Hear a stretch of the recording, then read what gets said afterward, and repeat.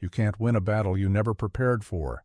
And make no mistake, life is a battle. Miyamoto Musashi didn't wait for direction. He created it. He mastered the blade by mastering himself. In this video, you'll learn how to think like a strategist, move with purpose, and live so deliberately that nothing can catch you off guard. Subscribe to our channel if you're ready to master your mind, and tell us, where are you watching from? Every morning you rise from your bed, you enter a battlefield. You may not see it this way. You may think you are merely waking up, merely going to work, merely living your life. This is the first mistake of the untrained mind, the assumption that peace is the natural state. I, Miyamoto Musashi, lived by the sword. I fought my first duel at 13 and had defeated my first master swordsman before I reached manhood. I know what combat looks like. And I tell you now, you are engaged in warfare daily, whether you acknowledge it or not. Your enemies do not wield blades. They are more cunning than that. They are distraction, clouding your mind until you cannot see what matters. They are emotional turbulence, making you react when you should respond. They are comfort, whispering that growth requires too much pain. Look at your life. How many battles have you lost already today? The battle against the temptation to stay in bed rather than rise with purpose. The battle against scattered attention when you should be focused on your craft. The battle against words spoken in haste rather than with strategy. I did not become undefeated by treating combat as something that happens only on designated occasions. I lived as if every moment was decisive. Every stance, every breath, every glance, all were opportunities to practice strategy or to abandon it. You shake your head. I am not a warrior, you tell yourself. I am a modern person with modern concerns. This is precisely why you struggle. You have separated your understanding of conflict from your daily existence. You have convinced yourself that strategy is for boardrooms and battlefields, not for ordinary life. But what is strategy, if not the art of achieving objectives against active resistance? And is this not exactly what you face each day? Resistance from others, from circumstances, from your own weaker nature? When I wrote the Book of 5 Rings, I did not intend it merely for those who would face enemies with drawn swords. I wrote it for anyone who seeks to live with mastery rather than be mastered by life. Consider how you enter a room full of people. Do you shuffle in without awareness, hoping no one notices your uncertainty? Or do you enter with purpose, having already assessed the space, knowing where to position yourself for advantage? Consider how you speak to those who challenge you. Do you blurt out defensive words, revealing your insecurities? Or do you respond with measured composure, saying only what serves your greater purpose? Consider how you approach your work. Do you engage half-heartedly, meeting only the minimum requirements? Or do you treat each task as an opportunity to demonstrate excellence, to refine your technique, to strengthen your position? These are not philosophical questions. These are tactical ones. The answers determine whether you will emerge victorious from the daily conflicts that shape your existence. I once defeated an opponent before our duel even began. My bearing, my focus, my absolute certainty created such psychological dominance that he had already lost in his mind. He simply did not yet know it. This is how you must live, with such clarity of purpose, such unwavering discipline, that the outcome is determined before the contest even begins. Not through arrogance, but through preparation so thorough that it leaves no possibility for defeat. Most people live reactively. They are surprised by challenges. They are overwhelmed by opposition. They complain that life has treated them unfairly, never realizing that they entered the battlefield unarmed and untrained. You must reject this passivity. You must recognize that from the moment you open your eyes until the moment you close them, you are engaged in combat with forces that would keep you small, keep you distracted, keep you from becoming who you are capable of being. I did not become a master swordsman by hoping to win. I did not write strategy by accident. I lived deliberately, trained relentlessly, and fought decisively. This is the way of the strategist. And now I offer you this challenge. For one day, live as if your life is a battlefield. Approach each interaction each decision, each moment of focus or distraction as a skirmish that will either strengthen or weaken your position. Be vigilant against the enemies of your potential. At day's end, assess your victories and defeats. Where did you advance? Where did you retreat? Where did you surrender ground that you should have defended? This is not a metaphor. This is reality stripped of comfortable illusions. Life is combat. The sooner you embrace this truth, the sooner you can begin training properly for the battles that matter. And what is the ultimate battle?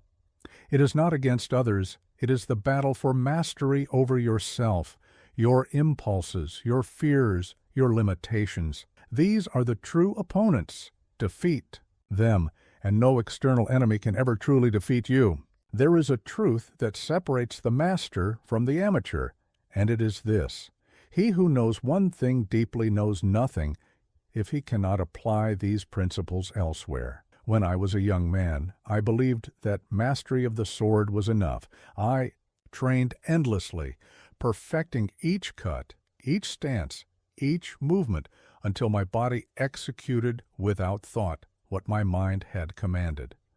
But as I defeated opponent after opponent, a realization dawned upon me.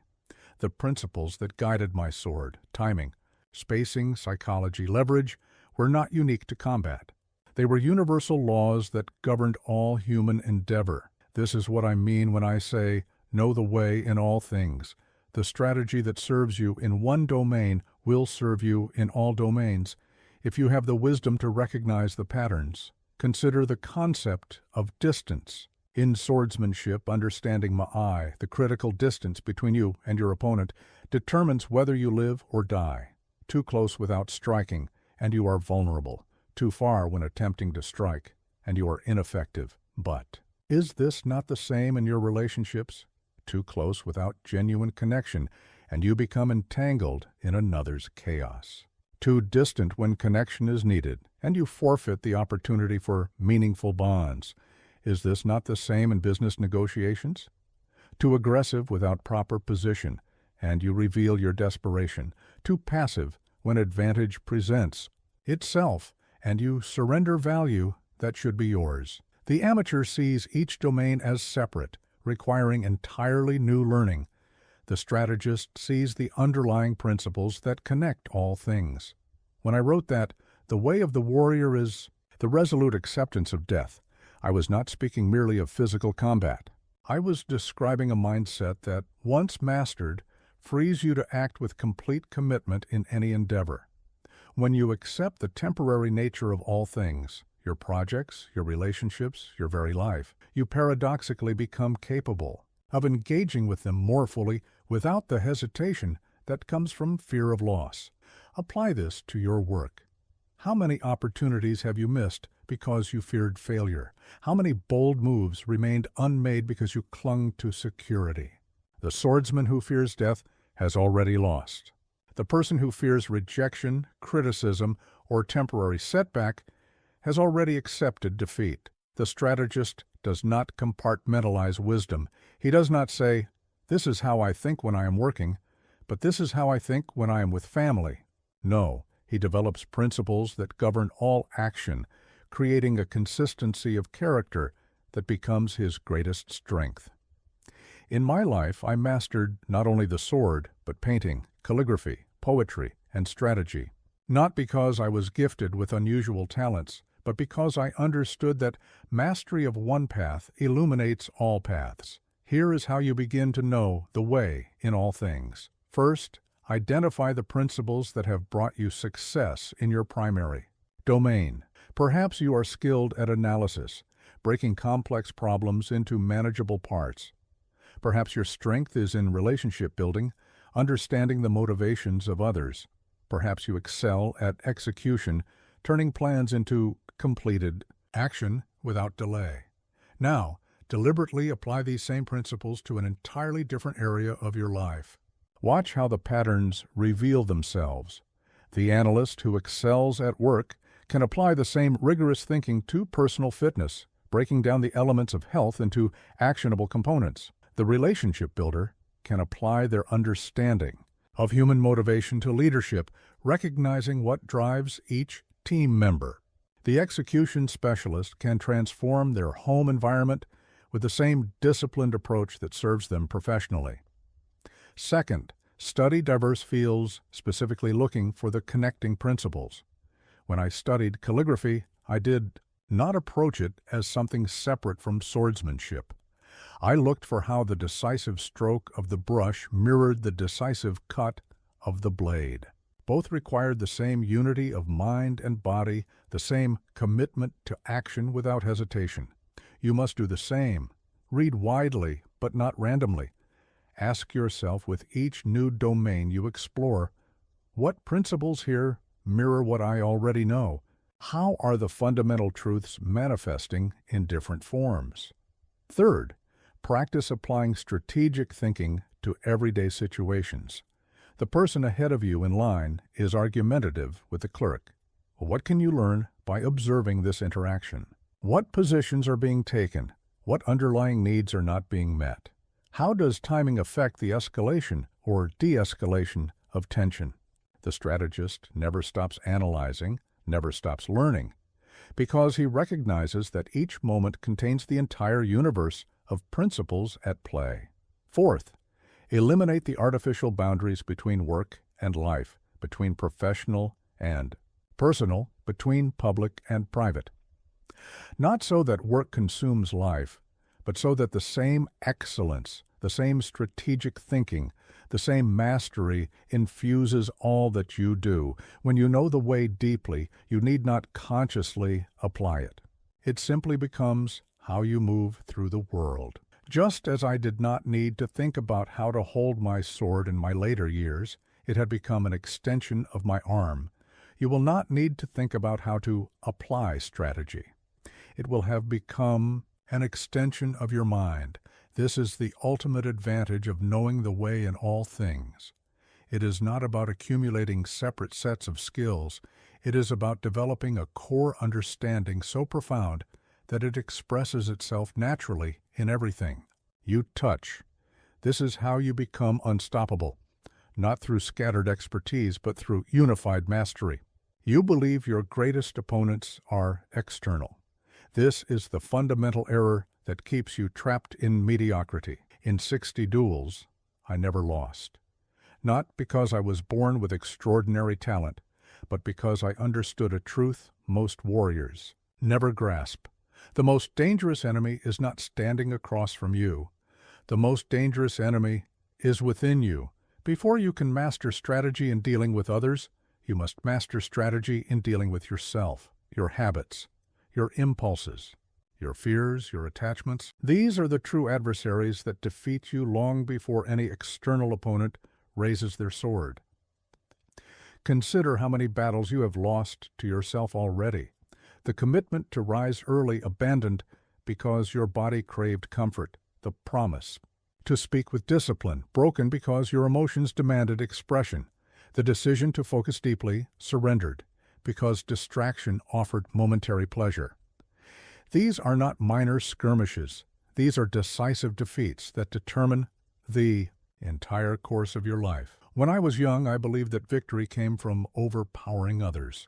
I was strong, quick, and ruthless, but after my first 10 duels, I realized something that transformed my understanding of combat. My greatest vulnerability was not my technique. It was my tendency toward arrogance. It was my impatience.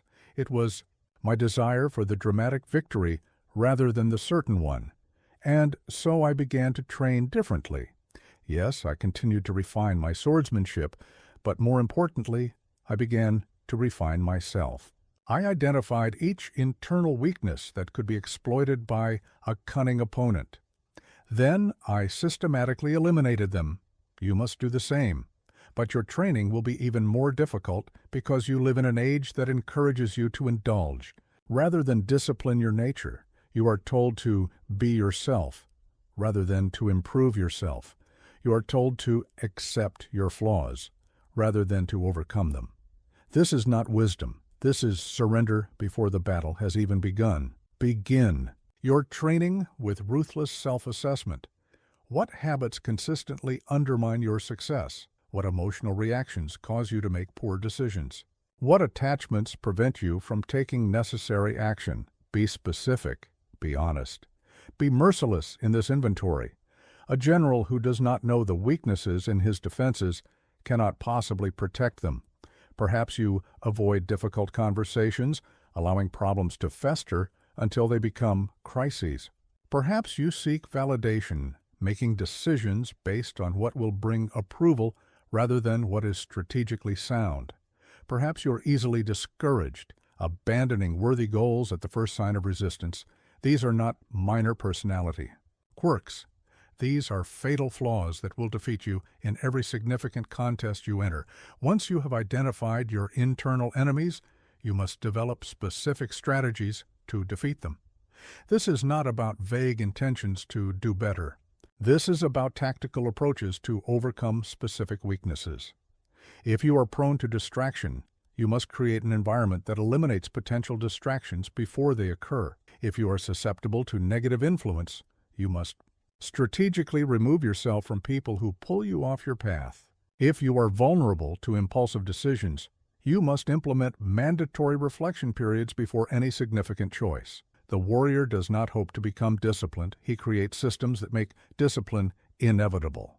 But identification and strategy are not enough. You must then enter the hardest phase of training, deliberate practice against your own nature. Just as I would practice the same sword, cut 10,000 times, you must practice the same internal disciplines until they become your natural response. If patience is your weakness, you must deliberately place yourself in situations that test your patience, and then consciously employ your strategy for remaining steady. If follow-through is your failing, you must commit to completing small tasks fully before moving to the next, gradually building the neural pathways of completion. This training never ends. Even at the height of my prowess, when no swordsman in Japan could stand against me, I continued to refine my internal discipline. Because I understood that the greatest threat to my mastery was not a new opponent with a novel technique. It was my own potential for complacency. You will face the same challenge. As you strengthen certain aspects of your character, others will require attention. As you master your response in certain situations, new situations will reveal weaknesses you did not know existed. This is not failure. This is the path of mastery. Remember also that your internal enemies will often disguise themselves as friends. Your desire for approval will present itself as building relationships. Your avoidance of difficulty will present itself as strategic patience. Your impulsiveness will present itself as seizing opportunity. The strategist is not fooled by these disguises. He recognizes rationalization for what it is, surrender to internal weakness. What separates the master strategist from the novice is not that the master no longer feels fear, doubt, or temptation. It is that he has developed such robust internal strategies that these feelings no longer determine his actions. When I faced my opponents, they saw only calm resolve in my eyes. They did not see the internal battle that had already been fought and won before I ever drew my sword. They did not understand that I had defeated myself thousands of times in practice, so that I could not be defeated by another in combat. This is the secret that turns good into great, that transforms potential into performance, that makes victory inevitable rather than merely possible. Master yourself first. Only then can you master your circumstances. The battle begins within. Win there, and all other victories become accessible. Lose there, and no external success can save you from ultimate defeat. Watch a novice swordsman. His movements waste energy. He slashes when he should wait. He retreats when he should advance. He tenses muscles that should remain relaxed. By the end of a brief exchange, he is already breathing heavily, his mind clouded, his technique deteriorating. Now watch the master. Now watch the Every movement has purpose. Nothing is wasted. No cut is made without clear intention. No step is taken without strategic advantage. He remains composed, his breathing controlled, his mind clear, even as the engagement intensifies. The difference is not natural talent, it is deliberate precision. In your modern world, you have replaced the sword with different tools, but the principle remains unchanged. Most people move through life with random motion rather than deliberate precision. They react rather than respond. They drift rather than direct. They confuse activity with achievement. Look at how the average person approaches their day. They wake to immediately check messages, allowing others to set their mental state before their feet touch the ground. They rush through morning rituals. That should center them. They respond to every notification, every request, every distraction, as if all hold equal importance. By midday, they have expended enormous energy, but advanced their true objectives very little. The strategist lives differently. Every action serves the larger strategy. Every decision is measured against its purpose. Every use of time, attention, and energy is deliberate rather than reactive. When I lived as a ronin, traveling Japan to perfect my technique, I owned only what I could carry: my sword, my clothes, my writing materials. This was not poverty. This was strategic minimalism. I eliminated everything that did not serve my purpose. In doing so, I freed my energy for what mattered. You must bring this same precision to your life. Begin by clarifying your true objectives, not vague aspirations, but specific destinations. What are you truly fighting for? What victory would be meaningful? What position are you trying to establish? Without this clarity, precision is impossible. You cannot hit a target you cannot see. You cannot execute a strategy you have not defined. Once your objectives are clear, examine every element of your life with unflinching honesty. Your habits, your relationships, your possessions, your commitments. Ask of each, does this advance my strategy or does it distract from it? Does this strengthen my position or does it weaken it? Does this align with my path or does it pull me from it? Be ruthless in this assessment. The weight of the unnecessary will drag you into defeat as surely as armor that is too heavy will exhaust the samurai before battle even begins. Next, bring deliberate precision to your daily actions. Consider how you use the first hour of your day. This time sets the pattern for all that follows. The strategist designs this hour precisely, using it to strengthen mind, body, and spirit before the day's challenges begin. Just as I would check my blade, adjust my stance, and center my mind before a duel, you must prepare yourself with the same deliberate care. Consider how you transition between activities. The amateur rushes from one task to the next, carrying the mental residue of the previous engagement into the new one.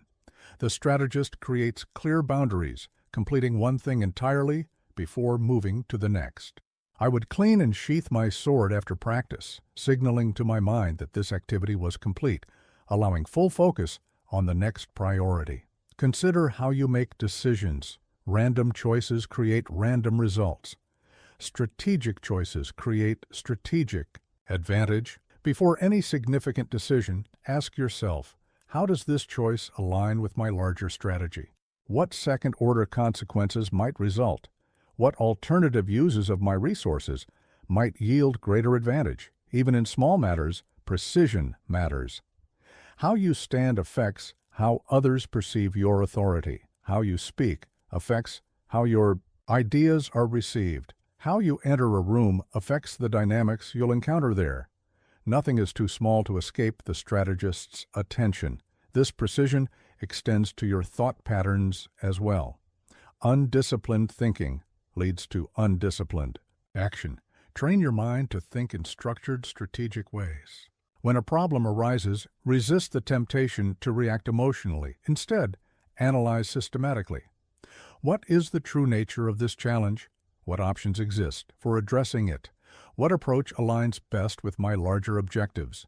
The deliberate precision I am describing is not rigid control, it is not tensing against life.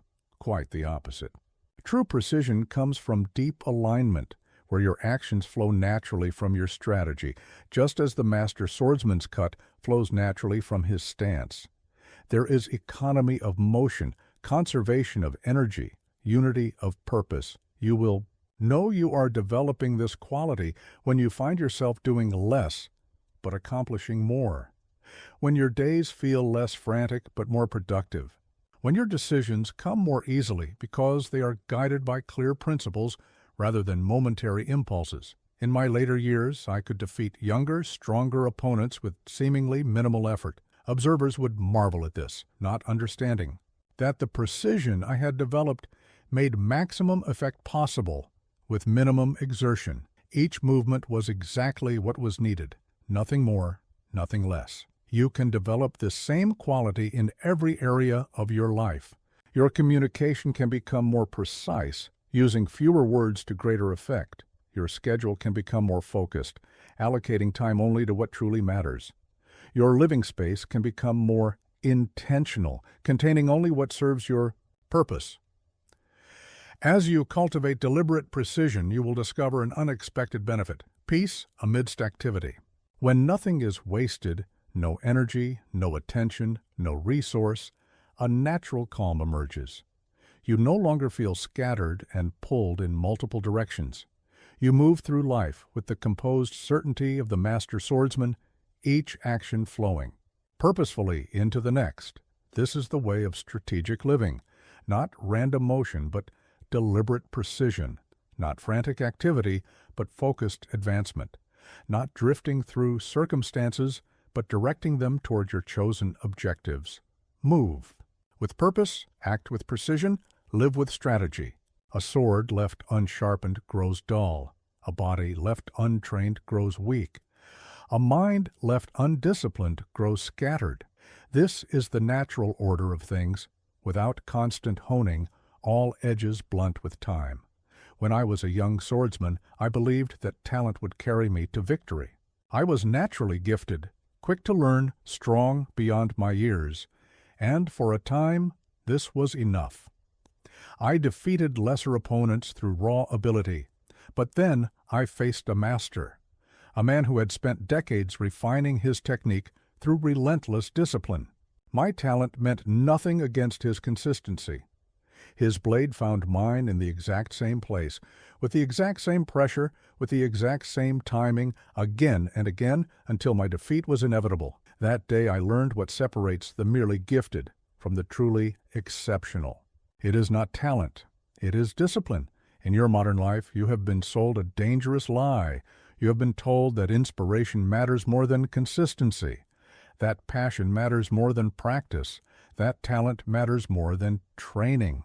This is why you start projects but abandon them. This is why you make commitments but break them.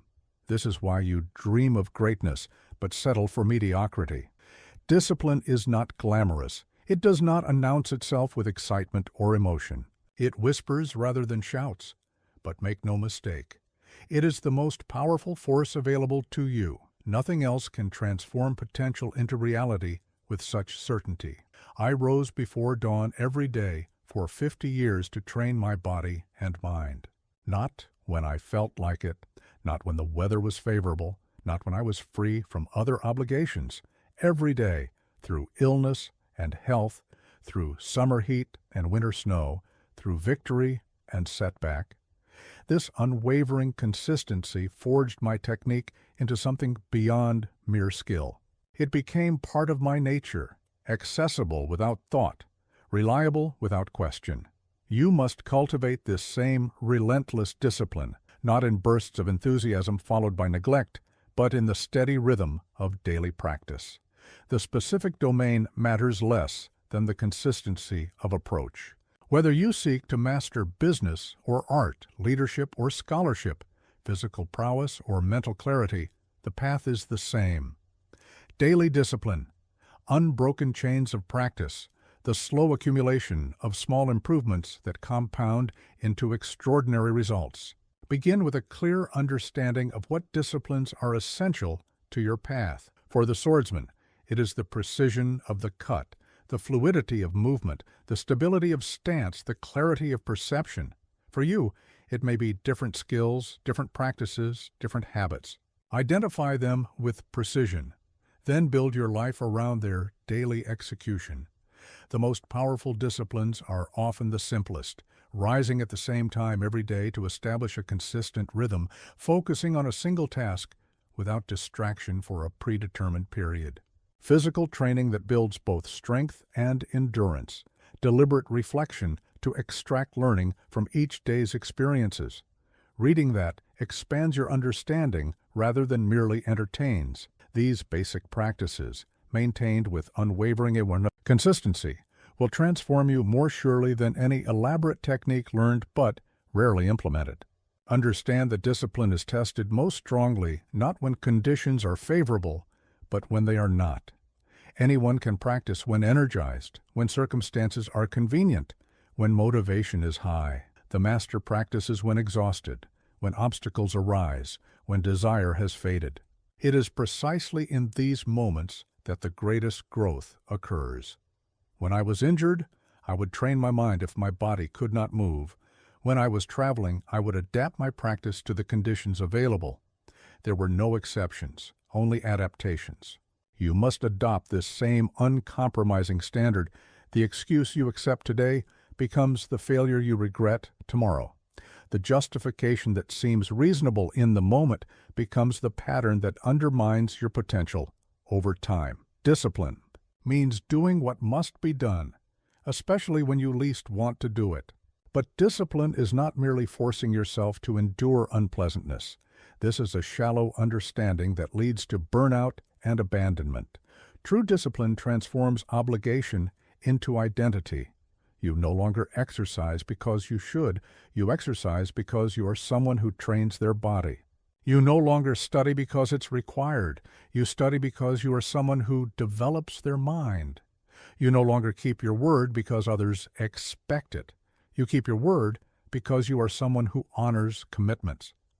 This shift from external pressure to internal character is the secret to sustainable discipline. It is no longer what you do, it is who you are. Throughout my life, I witnessed countless warriors with great natural gifts fail to reach their potential. Their techniques were impressive, their instincts sharp, their physical abilities remarkable. Yet, they would practice intensely for a period, then neglect their training. They would study strategy passionately for a time, then abandon their learning. Their development came in spurts rather than steady progression, and, inevitably, they reached a plateau beyond which they could not advance. Meanwhile, those with more modest natural abilities but unwavering discipline would steadily improve year after year, eventually surpassing the gifted but inconsistent. Their growth never stopped because their practice never stopped. Their edge never dulled because they never ceased sharpening it. The same principle applies to every domain of mastery. The writer who produces words daily, regardless of inspiration, eventually creates work far superior to the occasionally brilliant but erratic talent. The leader who consistently embodies their principles, regardless of convenience, eventually builds influence far greater than the charismatic but unpredictable personality. The strategist who methodically analyzes every engagement regardless of outcome eventually develops insight far deeper than the naturally clever but lazy thinker. Here is wisdom that took me decades to fully grasp. Discipline is not merely the path to mastery, it is mastery itself. The consistent application of focused effort is not just how you achieve excellence, it is excellence in action. The master is not one who has completed the journey. The master is one who never stops walking the path. Your blade is not your talent. It is not your knowledge. It is not your skill. These are important, but secondary. Your true blade is your discipline, your capacity to show up, to train, to refine, to persist when others abandon their path. Keep this blade sharp through daily practice, and no challenge will be beyond your capacity to overcome. Allow it to dull through neglect, and no amount of natural ability will save you from defeat. This is the way of the strategist, not the search for shortcuts, but the embrace of consistent practice, not the desire for overnight transformation, but the patience for daily improvement, not the reliance on sporadic inspiration, but the cultivation of unwavering discipline. Sharpen your blade, train without cease, become unstoppable through consistency. I once faced an opponent who was known for his wild, unpredictable style.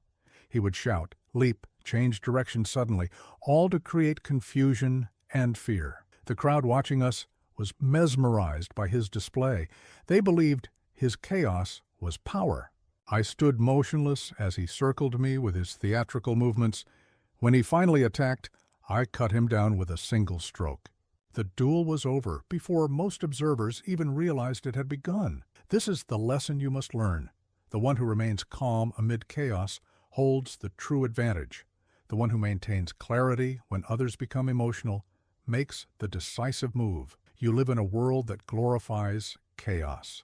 Information bombards you constantly. Emergencies demand immediate attention. Social conflicts inflame emotions. Market fluctuations trigger fear and greed. Your devices ping and vibrate with endless urgency.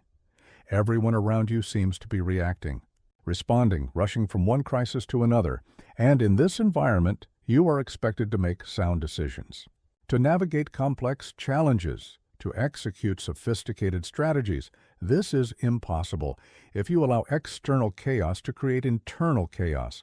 The strategist cultivates an unshakable center regardless of circumstances.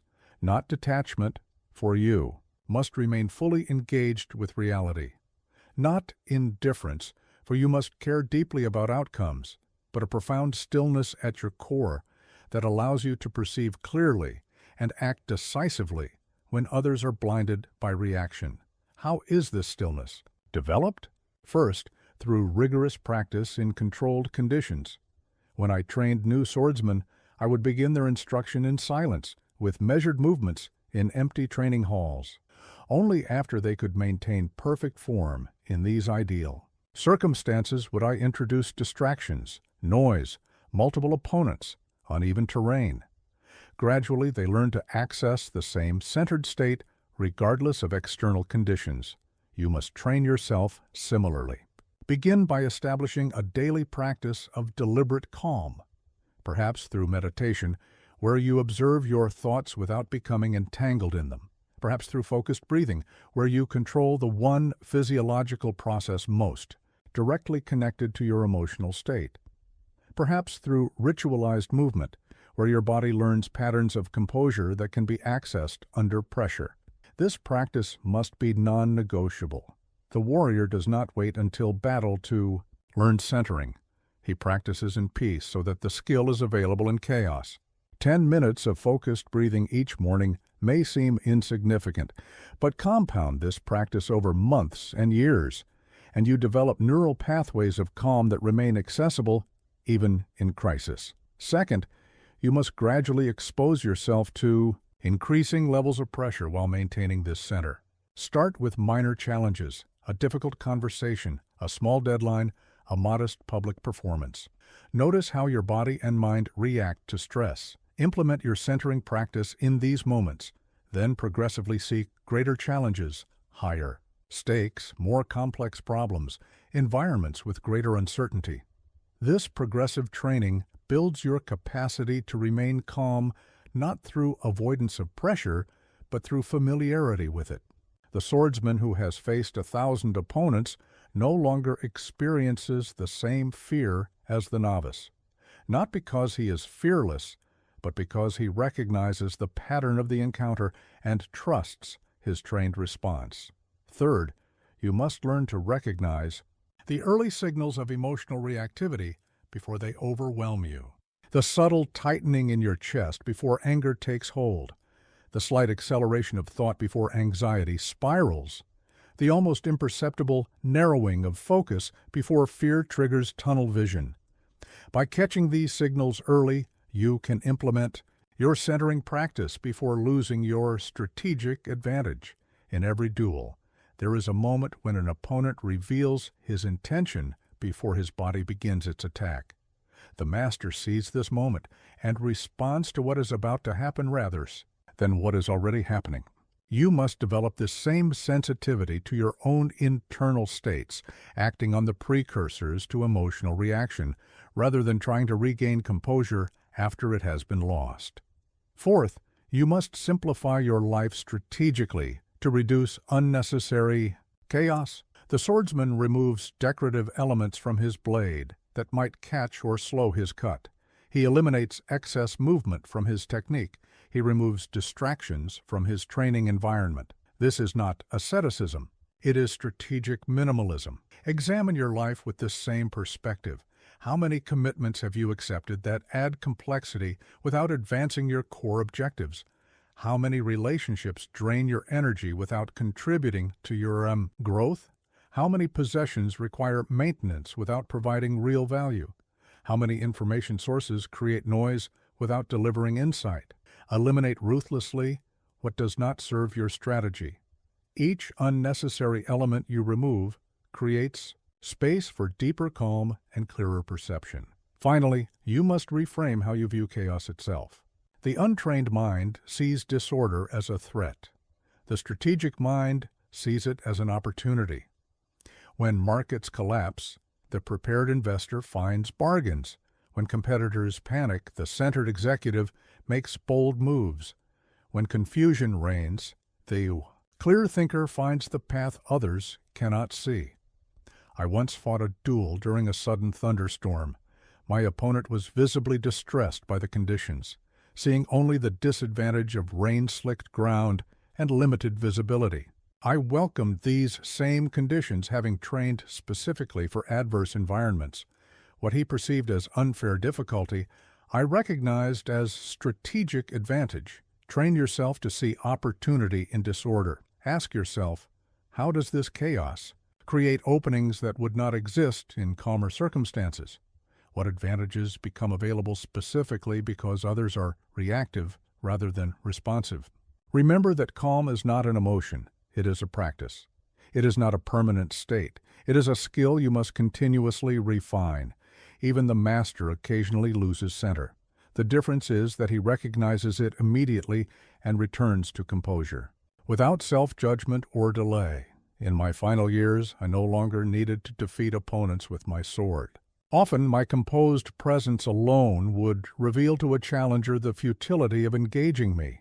This is the ultimate tactical advantage of cultivated calm. It shapes the field of conflict before any move is made. Cultivate this same quality in yourself.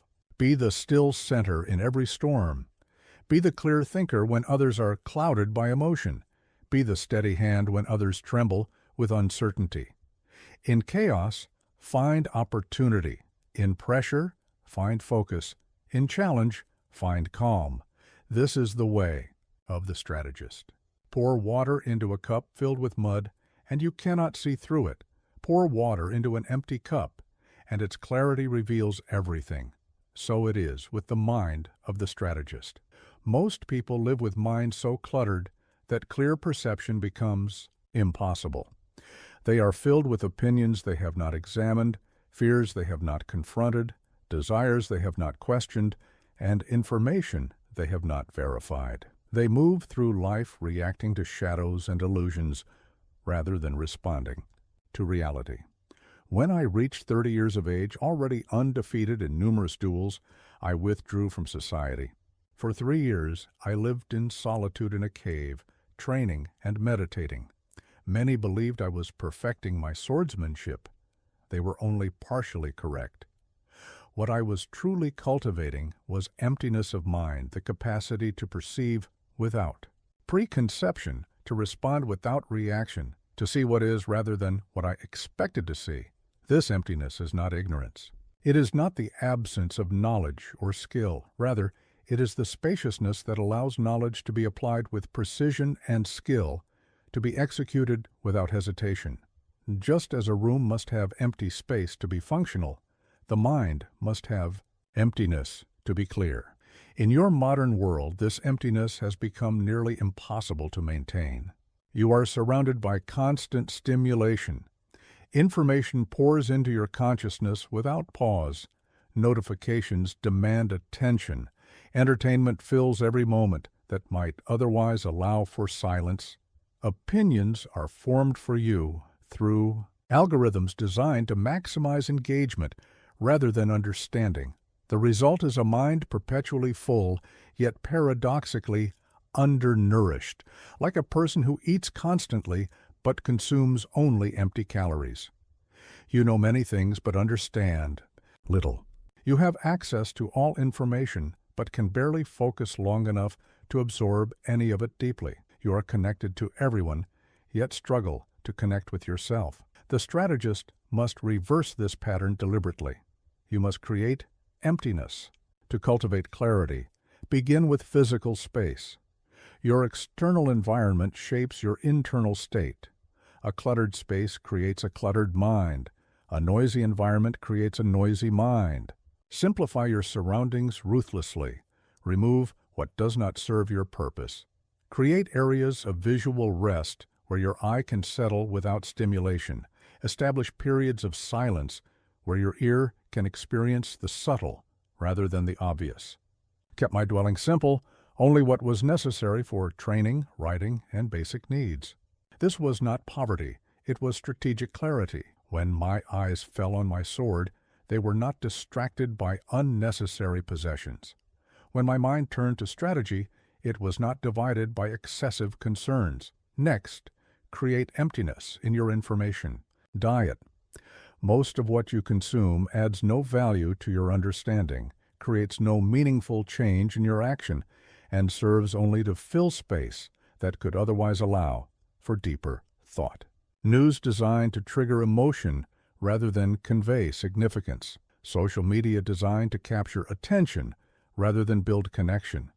Entertainment designed to pass time rather than enrich experience. Eliminate these without hesitation. B. Ruthless in questioning the value of each information source. Ask, does this deepen my understanding of what truly matters? Does this contribute to my strategic objectives? Does this enhance my capacity to perceive clearly and act decisively? If not, remove it from your attention. I studied the writings of strategy intensely, but I did not fill my mind with the trivial concerns of village gossip or the fluctuating opinions of others. Information that did not serve my path was not worth the mental space it would occupy. Third, create emptiness in your schedule. A day filled with back-to-back activities leaves no room for reflection, for integration of experience, for the insights that emerge only in spaciousness. The strategist guards periods of unstructured time as fiercely as a swordsman guards against an opening in his defense. Each day, I dedicated time to simply sitting, observing nature, allowing my mind to settle into stillness. This was not idle relaxation. It was essential training. The insights that shaped my strategic thinking often emerged not during active study, but in these moments of spacious awareness. Reserve at least 1 hour each day for this practice, not for planning, not for processing, not for problem solving, simply for being present, allowing your mind to clear itself of accumulated noise. What seems like unproductive time will prove to be your most valuable investment. Fourth, create emptiness through deliberate subtraction of thought patterns that cloud perception, expectations of how things should be rather than acceptance of how they are, judgments that categorize experience rather than direct observation that reveals its nature, narratives about yourself that limit what you believe is possible. These mental patterns act as filters that distort reality. The swordsman who expects his opponent to attack in a certain way often fails to see the actual attack that comes. The strategist who judges a situation as good or bad misses the specific opportunities and challenges it presents. The leader who believes a narrative about their limitations fails to access capacities that lie dormant within. I trained myself to approach each duel with a mind emptied of expectation. I did not assume I would win. I did not predict how my opponent would move. I simply remained present, perceiving what was, responding to reality rather than to my mental projections about reality. You must practice this same emptying of preconception. Before entering any significant encounter, a negotiation, a creative challenge, a strategic decision, consciously set aside what you think will happen. Set aside what you believe should happen. Set aside what you fear might happen. Create space to perceive what is actually happening. Fifth, create emptiness through practices that transcend thought entirely. The intellect is a powerful tool, but it is only one mode of knowing. When it operates without pause, it drowns out deeper intelligence that emerges from the body, from intuition, from direct experience. Each morning I would practice sword forms, with such complete absorption that thinking ceased. Movement became meditation. Action became awareness. The boundary between self and activity dissolved. In this state, insights would arise that were inaccessible to intellectual analysis. Find your own path to this transcendence of thought, perhaps through physical training that demands complete presence, perhaps through arts that engage your full being, perhaps through immersion in nature that overwhelms conceptual processing with direct sensory experience. The specific activity matters less than the quality of absorption it engenders. Remember that emptiness is not a permanent state, but a continuous practice. The mind naturally fills with thought, just as a cup left in a stream eventually fills with water. The strategist does not seek to stop this natural process, but rather to become skilled in emptying the cup again and again, maintaining the freshness of perception that comes only with clarity. This emptying is not merely philosophical, it is intensely practical. The general whose mind is clouded with assumptions fails to see the actual movement of enemy forces. The investor whose mind is clouded with fear or greed fails to accurately assess market conditions. The negotiator whose mind is clouded with emotional reaction fails to perceive the true interests of the other party. Emptiness creates the conditions for victory before the battle even begins. It is the foundation upon which all other strategic advantages are built. Without it, even the most sophisticated techniques and brilliant plans will fail. With it, even simple approaches executed with clear perception will succeed. Be empty. Be clear. Be unstoppable. In the year 1612, I faced a swordsman known for his elaborate technique. He had studied under 3 different masters and combined their methods into his own flamboyant style. As our duel began, he executed a complex series of movements designed to confuse and intimidate. His blade flashed in intricate patterns. His footwork was impressively varied. The spectators were mesmerized by his display. I stood motionless, watching. Then, when he committed to his attack, I struck him with a single, direct cut. The duel was over. Later, a young samurai asked me how I had defeated such a skilled opponent. My answer was simple. He defeated himself through distraction. His mind was divided among many techniques. Mine was unified in a single purpose. This principle extends far beyond the dueling ground. The greatest threat to your success is not external opposition. It is internal division. It is the scattered focus, the fragmented attention, the dissipated energy that comes from attempting to move in multiple directions simultaneously. In your modern world, distraction has been weaponized against you. Every device, application, and platform has been engineered to capture and hold your attention. Notifications interrupt your thoughts. Algorithmic feeds hijack your focus. Endless content consumes your time. Each distraction seems small and harmless, but their cumulative effect is devastating.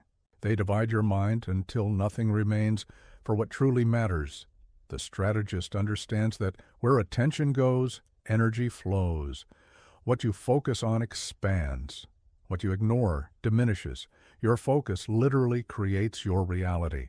When you allow it to be constantly divided, you create a reality of confusion, mediocrity, and unrealized potential. I achieved mastery not because I practiced 1,000 techniques, but because I practiced a few techniques thousands of times with complete focus.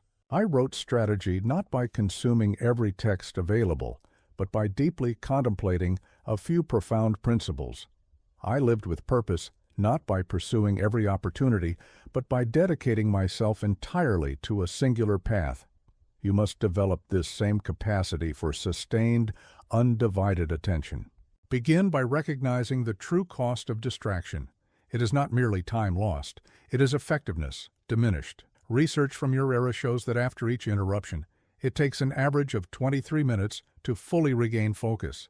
If you are interrupted even a few times each hour, you never reach the state of deep concentration where breakthrough insights and exceptional performance become possible. When I trained, I would often practice a single movement for hours without interruption, not to perfect the mechanics that could be achieved much more quickly, but to train my mind to remain completely present with one thing despite the natural tendency to wander.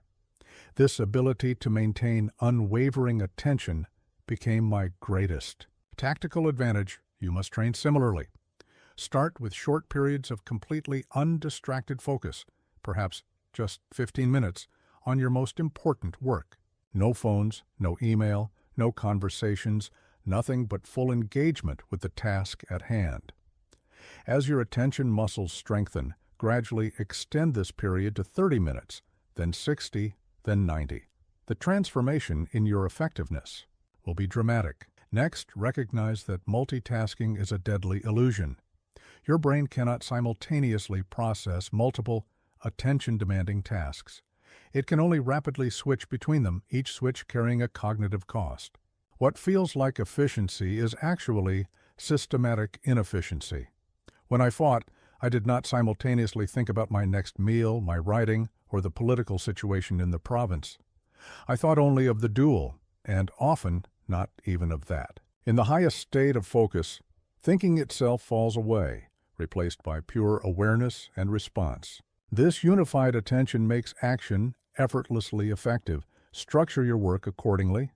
Do not attempt to write reports while monitoring email and participating in conversations. Do not try to engage with family while mentally reviewing work. Problems. Do not consume information while creating. Separate these activities cleanly, giving each your complete focus for its allocated time. Third, develop the discipline to narrow your field of endeavor.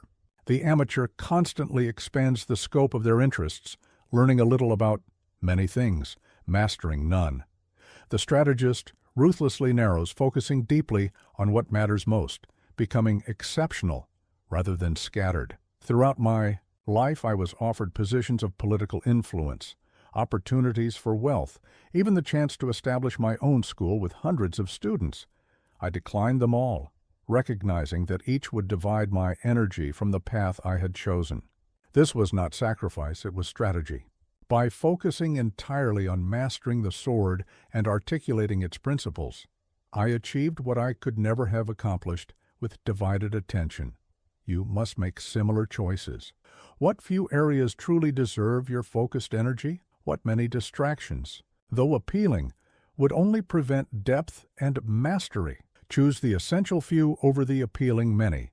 Then commit to these choices without constant second-guessing, which itself becomes a form of distraction. Fourth, master the art of strategic ignorance. The strategist does not need to know everything, only what matters for his chosen domain.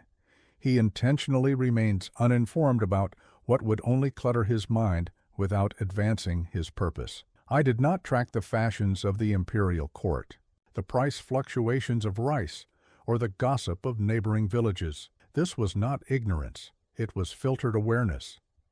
By eliminating the non-essential from my attention, I created space for complete focus on the essential. Practice this same. Filtration. Develop the courage to say, "This does not matter for my purpose, so I choose not to attend to it." Be ruthless in this assessment. Most information you currently consume, news, entertainment, social media, idle conversation, adds nothing to your effectiveness, but takes much from your focus. Eliminate it without hesitation. Finally, recognize that your environment will not support this focused attention. It is designed to do the opposite. The strategist does not leave his most valuable asset, his attention, vulnerable to constant hijacking. He creates conditions that protect and enhance it. When I wrote on strategy, I would retreat to a quiet temple, far from the distractions of the city. When I needed to think deeply, I would sit in nature, where the mind naturally settles into sustained focus. When I trained, I would often practice before dawn, when others still slept and the world's activity had not yet begun. Create your own environments of undistracted focus. Perhaps a specific room where devices are not allowed. Perhaps specific hours when notifications are disabled. Perhaps specific days dedicated entirely to deep work rather than reactive tasks. The specific approach matters less than the underlying principle. Your attention is too valuable to leave unprotected.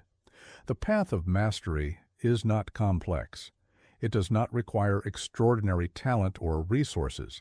It requires only this, the ability to focus completely on what matters most, without distraction, for extended periods, over time. This is how greatness is achieved, not through scattered brilliance, but through sustained focus, not through divided attention, but through unified purpose, not through constant expansion, but through strategic elimination. Focus on what matters. Eliminate what doesn't. Master the art of undistracted attention and watch as your effectiveness multiplies beyond recognition. In the winter of my 40th year, after I had already won more than 40 duels, I was observed practicing basic sword cuts in the snow before dawn. A young samurai approached me afterward and asked, "Master, you are already the greatest swordsman in Japan. Why do you still train as if you were a beginner?" I replied, "It is precisely because I train as a beginner that I remain undefeated." This is the principle that separates those who achieve temporary success from those who attain lasting mastery. The greatest warriors never stop training. The moment you believe you have arrived, that your learning is complete, that your skills need no further refinement, this is the moment you begin your decline. In your modern world, you have been sold a dangerous myth. You have been told that mastery is a destination, a certification acquired, a position attained, a skill learned. Once reached, you can relax your efforts and enjoy the fruits of your achievement. This is a fatal misunderstanding. Mastery is not a destination. It is a practice. It is not something you acquire once and possess forever. It is something you must continuously cultivate through relentless training, or it will slip away as surely as strength fades without use. I witnessed countless promising swordsmen follow this pattern of decline. They would train intensely to reach a certain level of skill. Upon achieving some success, perhaps winning a few duels or gaining recognition, they would reduce their training. Their practice would become sporadic, performed without the same intensity or focus. Inevitably, their skills would deteriorate, though they rarely noticed until facing a hungry opponent who still trained with the fervor of a beginner. You must avoid this trap at all costs. The strategist understands that training is not preparation for the real challenge. Training is the real challenge, the battle, the negotiation, the performance. These are merely the brief moments when your training becomes visible to others. The outcome was determined long before, in the thousands of hours when no one was watching. What does it mean to train without cease? First, it means recognizing that there is no arrival. There is no point at which you have learned everything, perfected every technique, or exhausted the depths of your discipline. Even at the height of my prowess, I discovered new subtleties in the most basic movements. Even after writing definitive texts on strategy, I uncovered deeper principles through continued practice. Embrace this reality. The master is simply the student who never stopped learning. The expert is the beginner who never quit training. Approach each day not as someone who knows, but as someone who seeks to know. This humility is not weakness. It is the foundation of continuing strength. Second, training without cease means systematizing your improvement.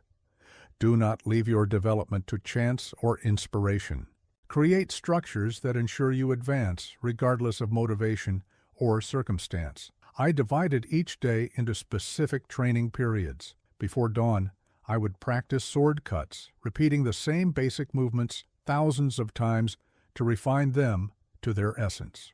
In the morning, I would study strategic texts, extracting principles to test in practice. In the afternoon, I would spar with students or fellow warriors, applying techniques under pressure. In the evening, I would reflect on the day's lessons, identifying weaknesses to address and strengths to enhance. This systematic approach ensured that my skills continued to develop even when I did not feel particularly inspired or energetic. The structure carried me forward when motivation might have faltered. You must create similar systems in your domain. Schedule specific times for skill development. Create deliberate practices that target your weaknesses. Establish feedback mechanisms that reveal your blind spots. Design training that simulates real challenges. Without this systematic approach, your improvement will be haphazard at best, non-existent at worst. Third, training without cease means practicing fundamentals long after you believe you have mastered them. The basics are not merely the gateway to advanced techniques. They are the foundation that makes advanced techniques possible. When executed with perfect mastery, the fundamentals are the advanced techniques. Throughout my life, I continued to practice the most basic sword cut, a simple downward stroke every single day, not occasionally, not when I felt rusty, every day without exception. This was not mindless repetition. Each cut was performed with complete attention, constantly refining timing, position, balance, and mental state. This commitment to fundamentals ensured that under pressure, when complex thinking becomes impossible, I could execute flawlessly. Through deeply ingrained patterns, it ensured that as I aged and my physical attributes declined, my technical excellence compensated for diminished speed and strength. You must identify the fundamentals in your domain and practice them with the same dedicated consistency. What are the basic movements, calculations, patterns, or principles that underlie all higher performance in your field? These are not to be rushed through on your way to more interesting challenges. They are to be refined throughout your lifetime. Fourth, training without cease means deliberately seeking struggle rather than comfort. The body and mind strengthen only when pushed beyond their current capabilities. Training that feels easy is training that produces little growth. When I had surpassed all the swordsmen in my province, I began traveling Japan to seek more skilled opponents. When techniques became familiar, I would practice them under increasingly difficult conditions, in darkness, on uneven ground, against multiple opponents. When my right arm became too skilled, I would train with my left until it approached the same proficiency. I never allowed myself to plateau in comfortable competence. I continuously created new challenges that forced adaptation and growth. This is why, even in my 60s, my skills continued to improve while others peaked in their 30s and then declined. You must bring this same deliberate discomfort to your training. Seek challenges that feel slightly beyond your current abilities. Place yourself in environments where you are not the most skilled person. Attempt tasks that have a real possibility of failure. Growth occurs at the edge of your capabilities, not in the center of your comfort. Fifth, training without cease means protecting this practice as your highest priority. There will always be reasons to reduce or postpone training. Emergencies arise, opportunities appear, responsibilities accumulate. The strategist recognizes these as the very moments when maintaining training becomes most crucial. During times of political upheaval, when other samurai were consumed with positioning and intrigue, I maintained my practice schedule without interruption. During journeys when accommodations were sparse and conditions challenging, I adapted my training to the available space and time, but never abandoned it.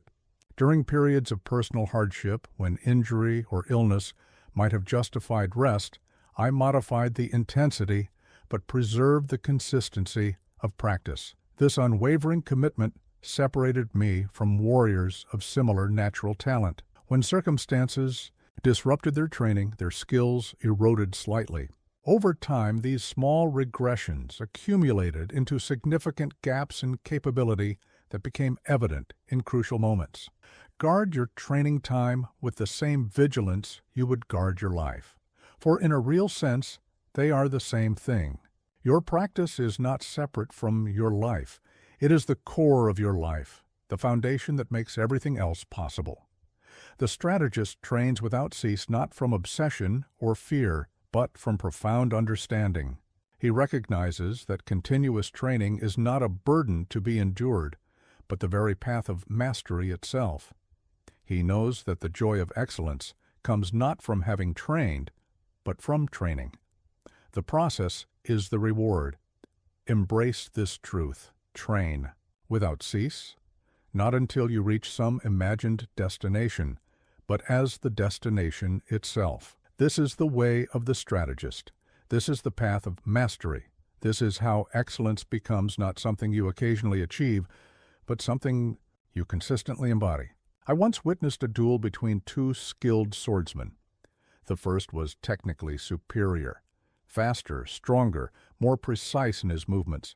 The second was less refined, but possessed one quality his opponent lacked: perfect timing. As the duel unfolded, the technically superior swordsman executed brilliant attacks that should have secured victory. Yet each time, his opponent's simple responses prevailed through superior timing. The duel ended with the less skilled but better timed swordsman emerging victorious, leaving observers baffled. This principle separates the merely competent from the truly masterful. It is not the action itself, but the timing of the action that determines its effectiveness. The greatest technique executed at the wrong moment fails. The simplest movement executed at the perfect moment succeeds. In your modern life, you have been conditioned to prioritize speed over timing, emotion over strategy.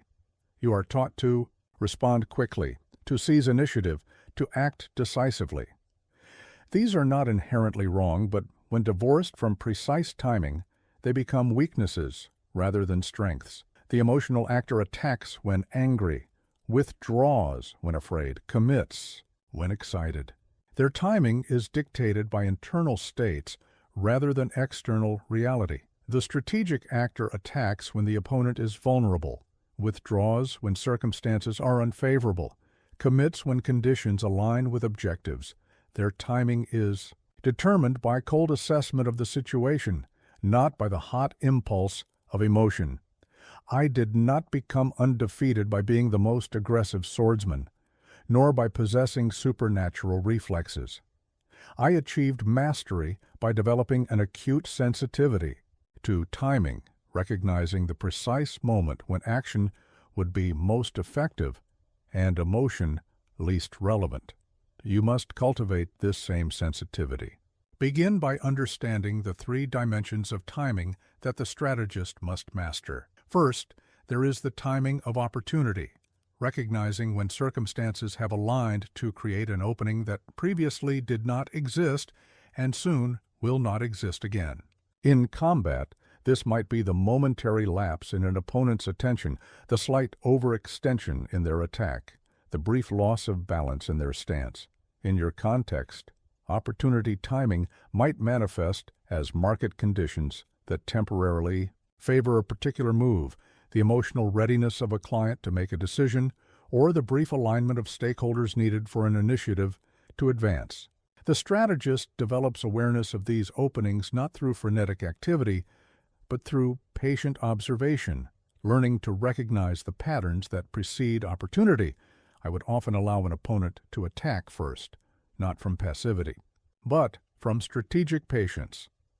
In their attack, they would inevitably create openings that would not exist if I had initiated prematurely. By waiting for this specific timing, I could achieve with minimal effort what force alone could never accomplish.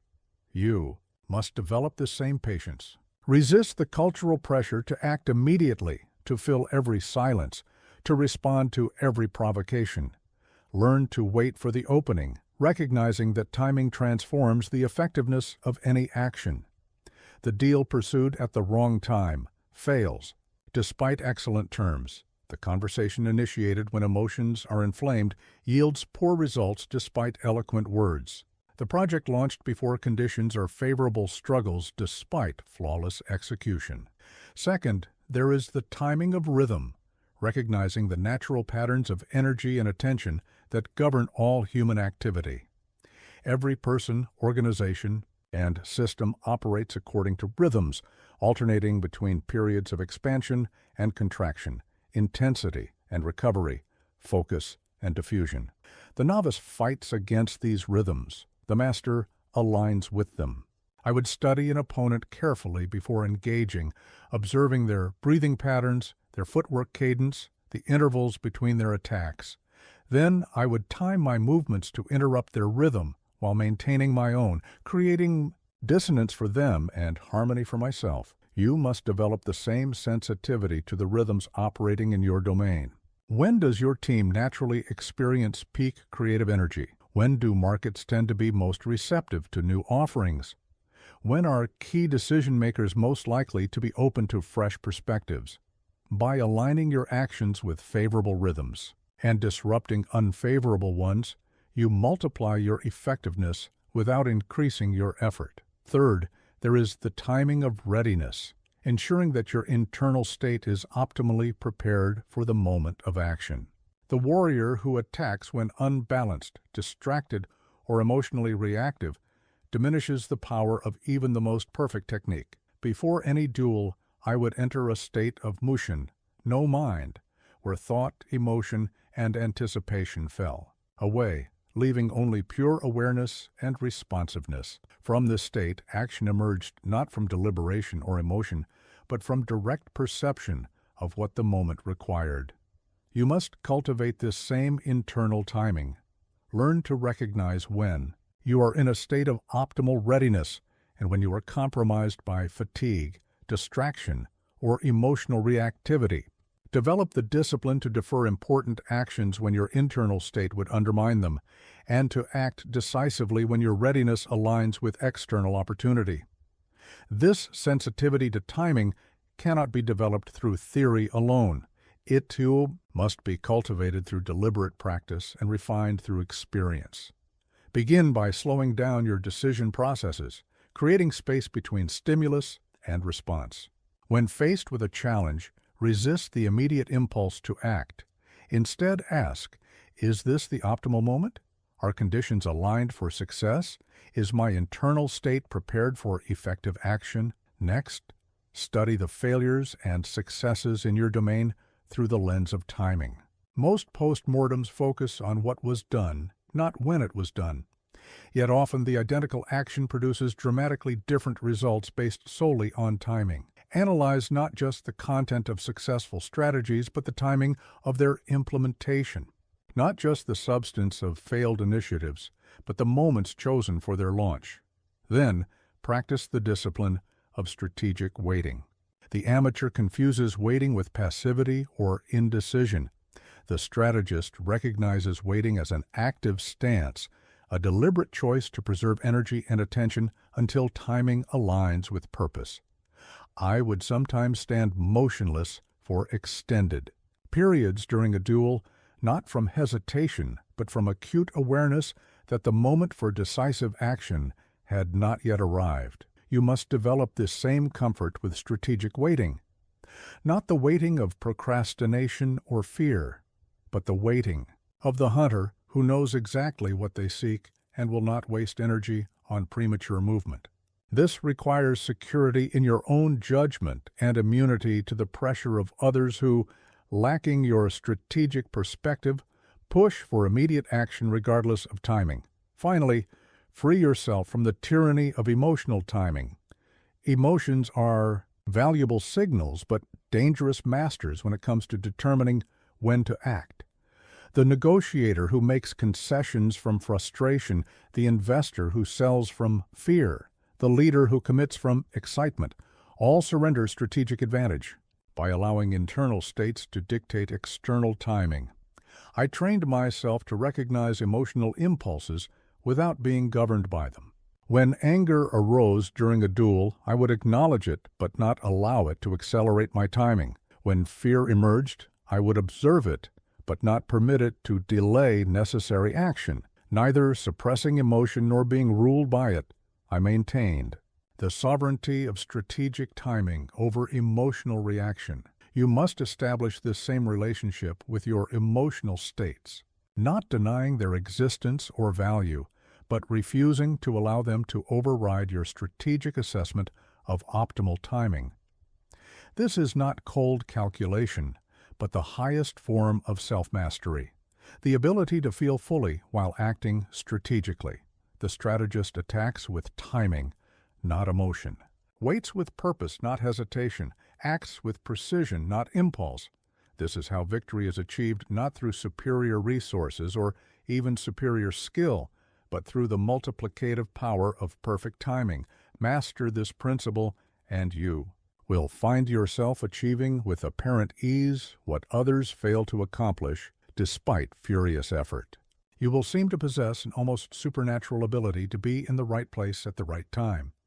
You will convert modest resources into outsized results through the alchemy of strategic timing. This is the way of the strategist, not the frantic pace of constant action, but the deadly effectiveness of perfectly timed movement. During my 61st duel, I faced a young swordsman who had studied my techniques for years. He knew my patterns, had analyzed my previous contests, and had developed a strategy specifically to counter my approach. As we began, I recognized immediately that my usual methods would fail against his preparation, so I abandoned them entirely. I adopted movements I had never used before, rhythms foreign to my established style, attacks that contradicted my known tendencies. My opponent's carefully constructed strategy collapsed against this unexpected adaptation. He had prepared to fight Miyamoto Musashi as I had been. He had no defense against Miyamoto Musashi, as I chose to become in that moment. This principle transcends the dueling ground. The strategy that cannot adapt is already defeated. The path that cannot bend will surely break. The mind that cannot transform cannot triumph. In your modern world, you face an environment changing more rapidly than at any time in human history. Technologies emerge and become obsolete within years, rather than generations. Market conditions transform overnight. Information spreads and reshapes reality at the speed of light. In this context, adaptation is not merely an advantage, it is a requirement for survival. Yet most people cling to fixed strategies long after their effectiveness has faded. They mistake consistency for strength, rigidity for reliability, repetition for mastery. They continue using methods that once brought success, never recognizing that the conditions that made those methods successful have fundamentally changed. The strategist thinks differently. He understands that adaptation is not weakness or lack of principle. It is the highest expression of strategic intelligence, the ability to perceive changing conditions and transform approach without losing sight of ultimate objectives. Did not survive 60 duels because I developed a perfect technique that worked in all situations. I survived because I developed perfect adaptability, the capacity to recognize when conditions had changed, and the willingness to transform my approach accordingly. While my opponents sought to perfect fixed methods, I perfected the art of fluid response. You must cultivate this same adaptability. Begin by developing perceptual awareness of changing conditions. Most failures of adaptation stem not from inability to change, but from failure to recognize that change is necessary. The warrior who does not notice shifting terrain, the leader who does not sense evolving market dynamics, the individual who does not recognize when established methods have lost effectiveness, all continue applying obsolete strategies to new conditions, ensuring their defeat. Train yourself to constantly scan for discontinuities, signals that the environment has changed in ways that render current approaches less effective. Do not wait for catastrophic failure to consider adaptation. The subtle decline in results, the small increase in resistance, the gradual shift in feedback, these early indicators provide the opportunity to adapt before crisis forces change. Under less favorable conditions, when I traveled Japan seeking duels, I would arrive in each new province days before any contest. I would observe local fighting styles, terrain conditions, even prevailing winds that might affect movement or visibility. This environmental awareness allowed me to adapt my approach before engagement rather than during it. When adaptation carries higher costs and risks, you must develop similar environmental scanning in your domain. What trends are emerging that might affect your effectiveness? What assumptions underlie your current approach that may no longer hold true? What signals of change are you currently dismissing because they contradict your established view? Next, cultivate strategic flexibility, the ability to maintain fixed objectives while employing fluid methods. The amateur confuses adaptability with aimlessness, changing direction with every fluctuation in conditions.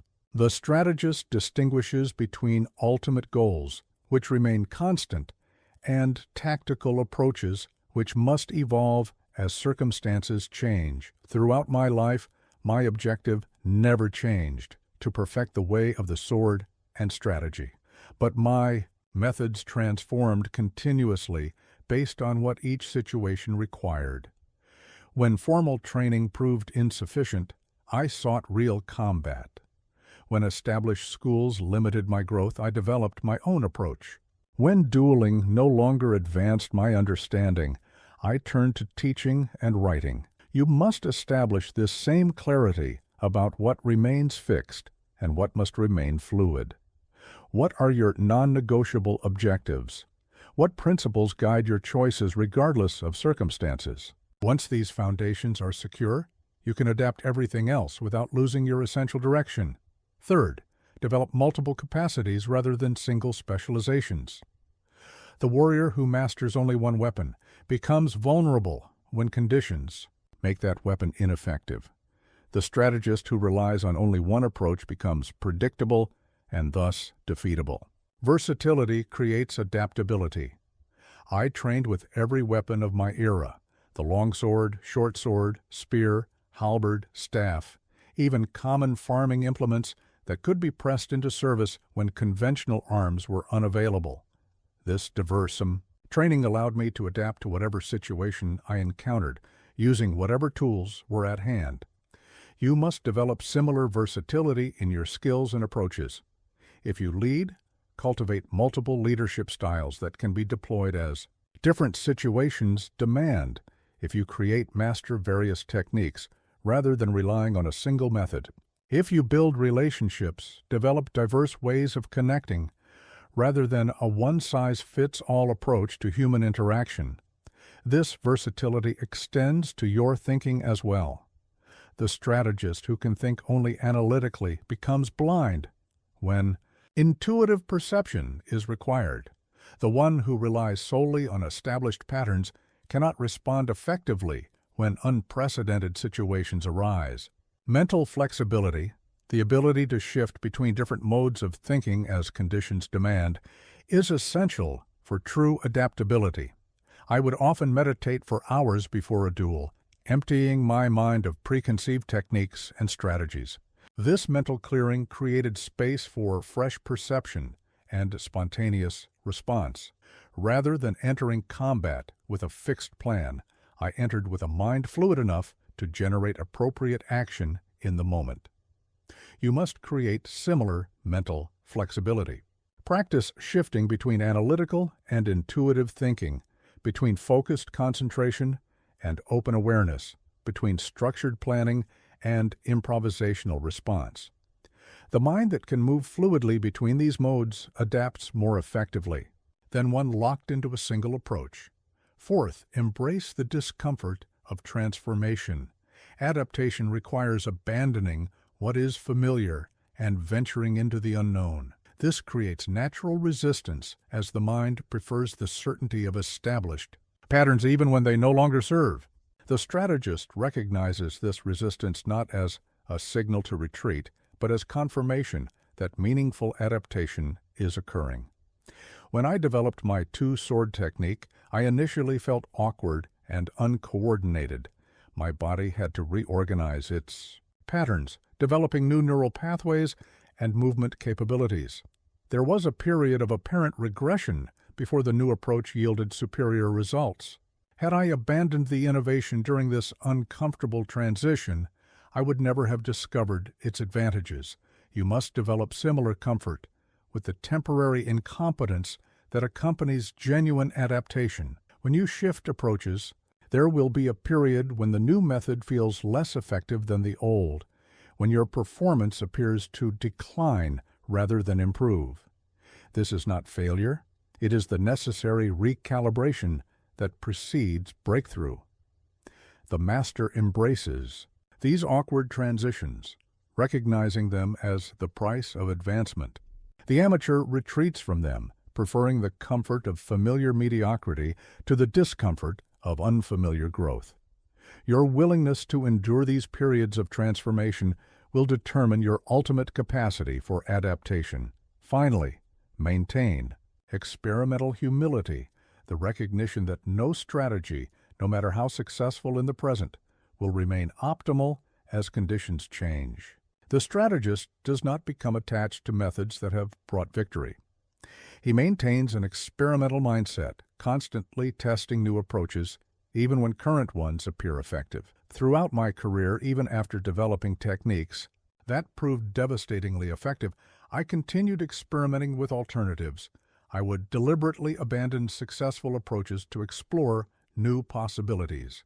This continuous innovation ensured that when conditions changed, I already had alternative methods ready for deployment. You must cultivate the same experimental mindset. Even when current approaches are yielding excellent results, allocate some portion of your resources to exploring alternatives. Maintain small experiments testing different methods, different assumptions, different perspectives. These explorations create adaptive capacity before you need it, rather than forcing you to develop it under pressure when existing approaches fail. Remember that adaptation is not merely a response to external change. It is a proactive stance toward reality, a recognition that change is the only constant and that strategic advantage belongs to those who anticipate and embrace transformation rather than resist it. The strategist does not adapt reluctantly when forced by circumstances. He adapts continuously as a matter of principle, knowing that fluid response to changing conditions is not a deviation from strategy, but its highest expression. Be water, not stone. Be the river that carves the Kini. In the year 1615, I observed two master swordsmen prepare for a duel. Both had impeccable reputations, both had trained under renowned teachers, both carried finely crafted blades.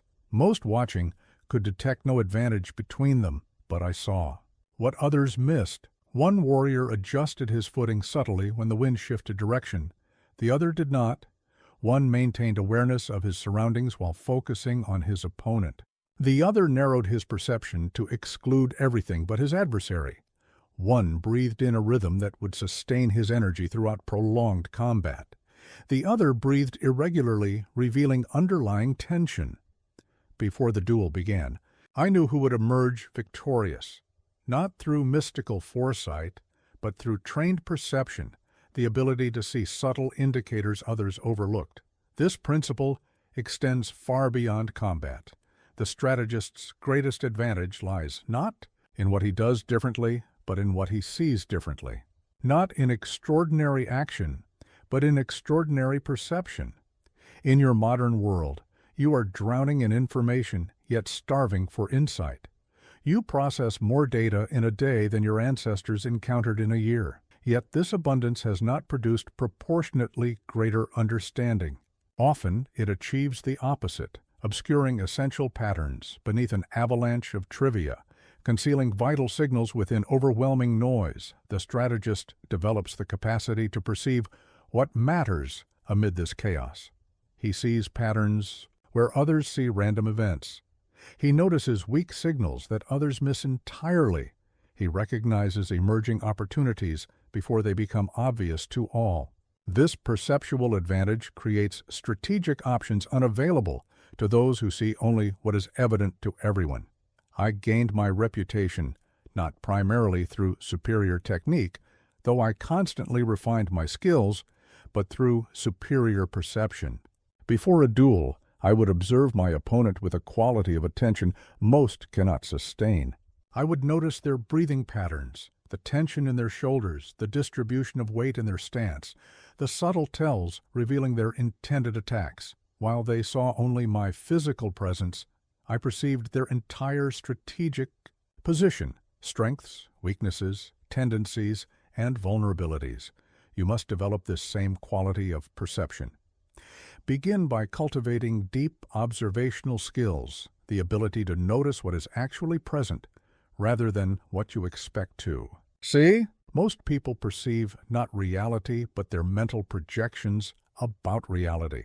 They see what they anticipate, what confirms their existing beliefs, what aligns with their established patterns of thought. This perceptual filtering creates enormous blind spots that strategic opponents can exploit. Train yourself to observe without immediate interpretation. Before analyzing what something means, be certain you have accurately perceived what is. Before forming conclusions about a situation, ensure you have noticed its actual characteristics rather than your assumptions about them. Before responding to another person, verify that you have recognized their true position rather than your projection of it. When I entered unfamiliar territory, I would first observe the landscape without strategic calculation, simply noting terrain features, vegetation patterns, prevailing winds, quality of light. Only after establishing this clear perception would I begin strategic assessment. This approach prevented me from overlooking crucial environmental factors that might influence combat. Practice this same observational discipline. In conversations, listen to what is actually being said, rather than preparing your response. In competitive situations, observe opponents' actual behaviors rather than assuming their likely actions. In market conditions, notice actual patterns of behavior rather than conventional interpretations of them. Next, train yourself to detect weak signals, early indicators of change that most overlook because they appear insignificant in isolation. The strategist recognizes that major shifts rarely arrive without warning. They are preceded by subtle cues that, if detected early, provide invaluable advance notice of emerging threats and opportunities. During a duel, I would notice minute changes in an opponent's breathing, slight shifts in their gaze, almost imperceptible, alterations in their stance, all signaling their intended actions before any visible movement began. This perceptual advantage allowed me to respond to attacks before they fully materialized, creating the impression of supernatural foresight. Develop this same sensitivity in your domain. What early indicators might signal an important shift in your competitive landscape? What subtle behavioral changes might reveal an associate's changing priorities?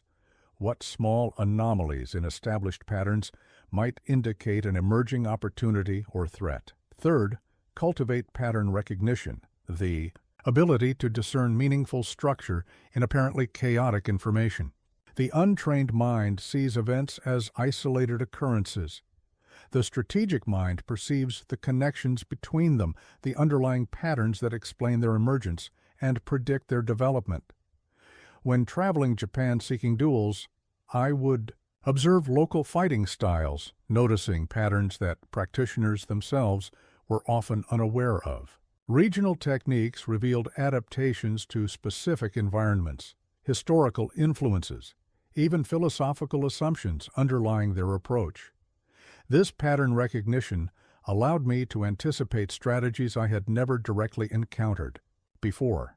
You must develop this same capacity for pattern detection. Train yourself to ask, what connects these seemingly separate events? What underlying factors might explain these recurring situations? What historical patterns might be repeating in current circumstances? What common principles unite these diverse phenomena? This pattern recognition extends to human behavior as well. People reveal consistent tendencies across different situations, approaches to risk, responses to pressure, patterns of decision-making, typical blind spots. The strategist who recognizes these patterns gains enormous advantage in anticipating others' actions and identifying their vulnerabilities.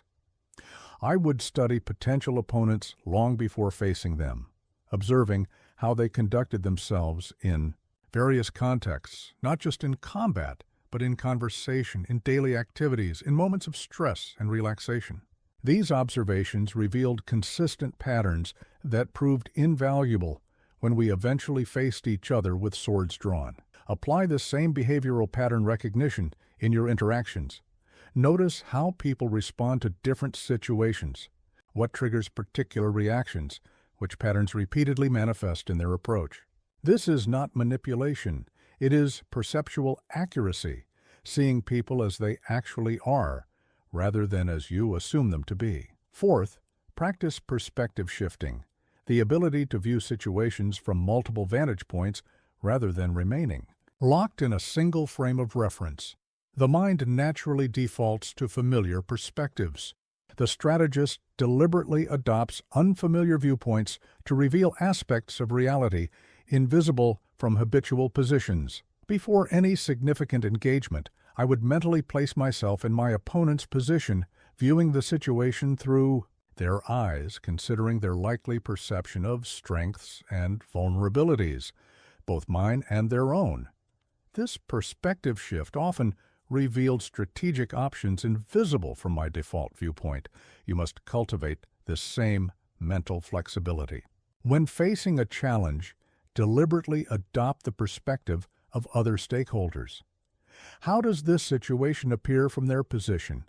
What factors would they consider significant that you might overlook? What opportunities or threats would be visible from their vantage point that remain hidden from yours? This perspective shifting extends beyond human viewpoints. Consider how the same situation might appear across different time frames. How would your current challenge look if viewed from 5 years in the future? How might your present opportunity appear if considered from the perspective of its long-term consequences rather than immediate benefits? Fifth, develop negative capability, the capacity to remain comfortable with uncertainty, paradox, and incomplete information rather than rushing to premature closure. The mind naturally seeks certainty, even at the cost of accuracy. It prefers a definite but wrong conclusion to the discomfort of sustained ambiguity. The strategist resists this tendency, maintaining perceptual openness even when clarity seems elusive. In combat, I would often withhold judgment about an opponent's strategy until sufficient patterns emerged to warrant conclusions. This patience prevented me from misinterpreting initial movements and committing to flawed responses based on incomplete perception. You must develop this same comfort with suspended judgment. Resist the urge to reach immediate conclusions about complex situations. Allow contradictory information to coexist in your mind without forced resolution.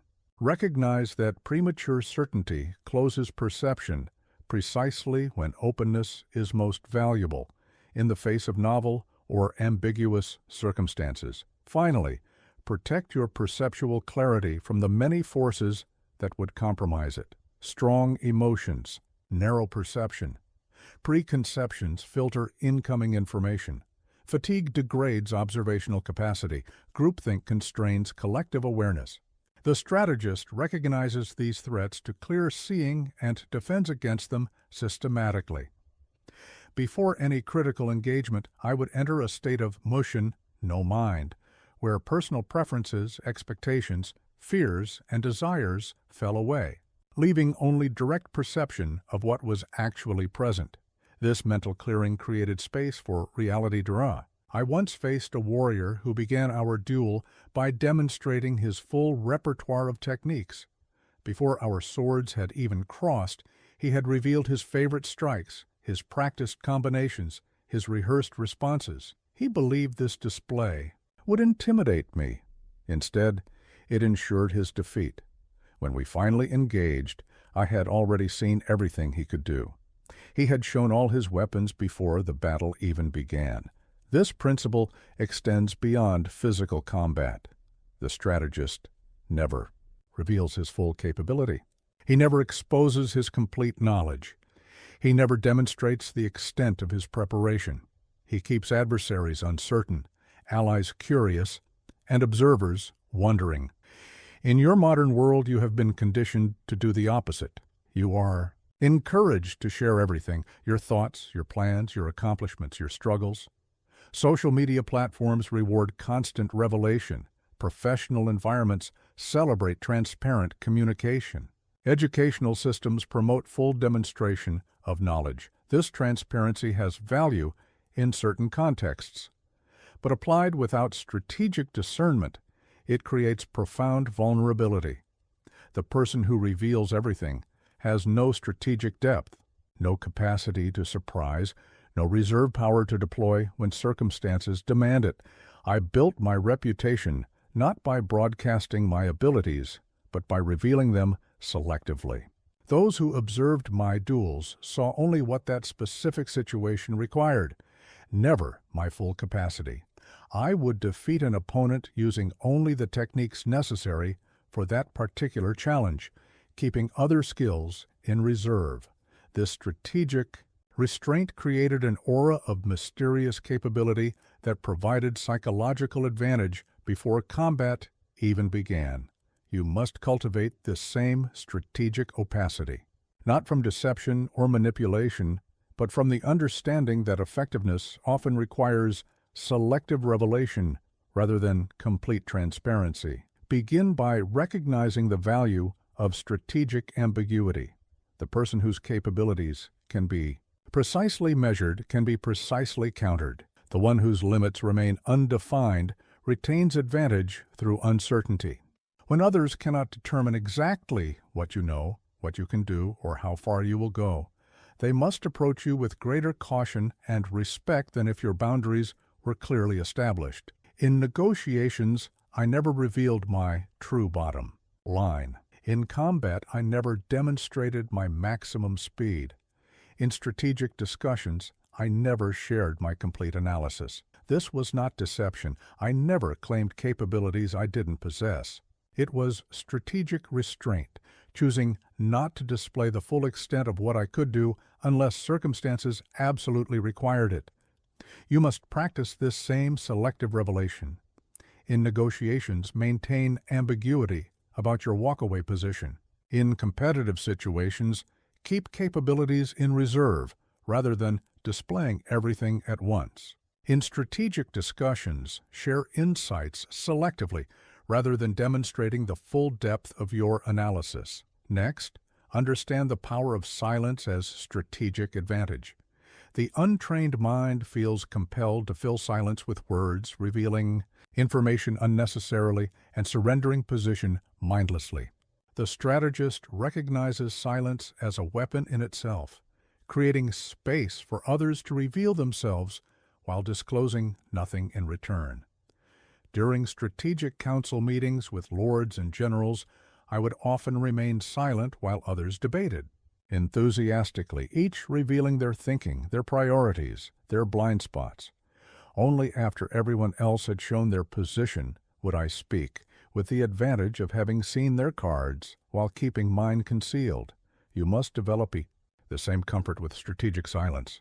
Resist the social pressure to immediately offer opinions, solutions, or reactions. Allow others to establish positions first, revealing their thinking while yours remains private. Choose carefully when to speak and what to disclose, recognizing that each revelation reduces your strategic flexibility. Third, master the art of showing one thing while preparing another. The amateur displays his best moves in practice. The strategist deliberately creates impressions that may prove useful in future encounters, knowing that what others have seen will shape their expectations and responses. Before facing a new opponent, I would sometimes allow myself to be observed training, but I would practice techniques I had no intention of using in our actual duel. This created false expectations that I could exploit when real combat began. My opponent would prepare for movements they had seen, leaving them vulnerable to approaches they had not anticipated. You must develop this same capacity for strategic misdirection. not through outright deception, but through careful curation of what others observe about your methods, capabilities, and intentions. Let people see what serves your strategy for them to see, recognizing that their future actions will be shaped by these observations. Fourth, maintain multiple layers of capability, revealing each only when circumstances require it. The amateur has a single level of performance that they display continuously. The strategist develops capabilities in depths, exposing each layer only when the previous one proves insufficient.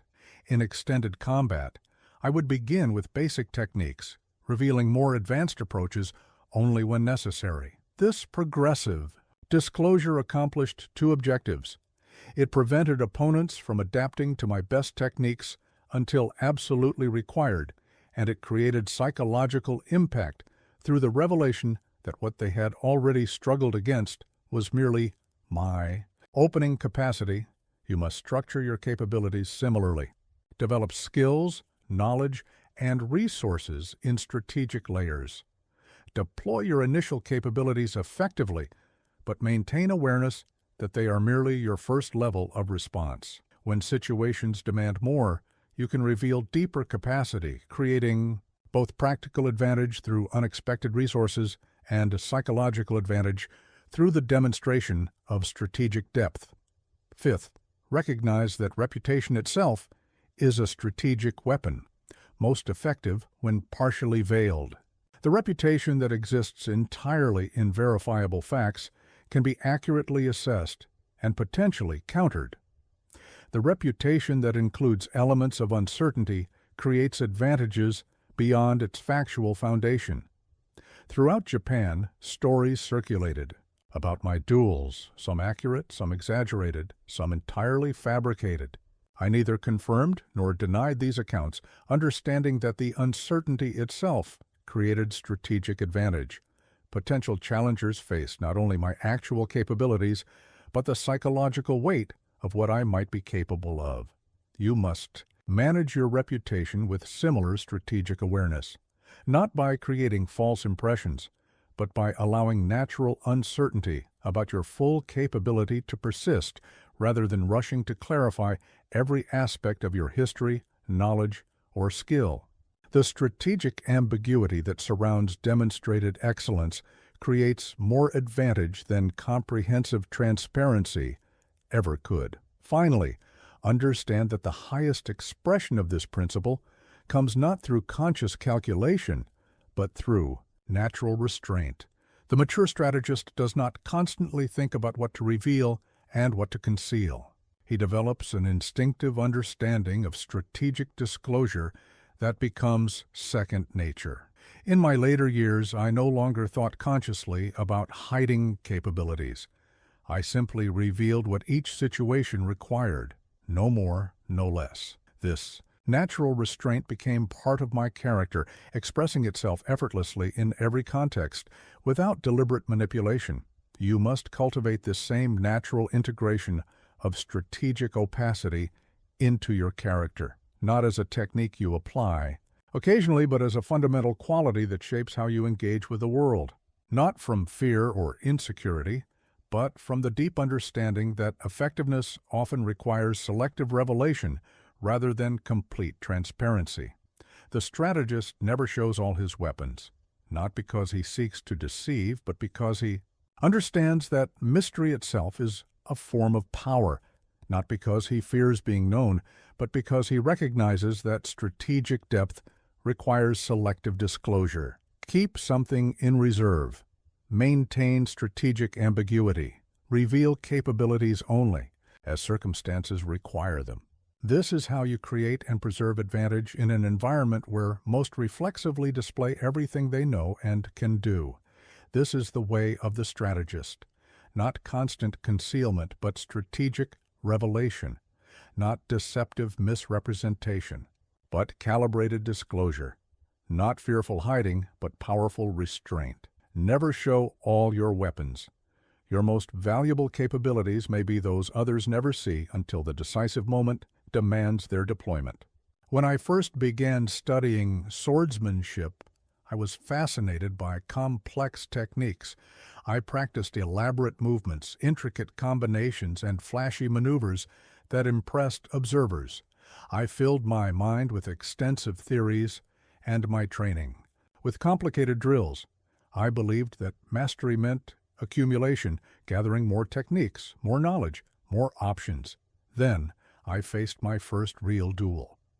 In that moment of genuine consequence, most of what I had accumulated fell away. The elaborate techniques proved too slow.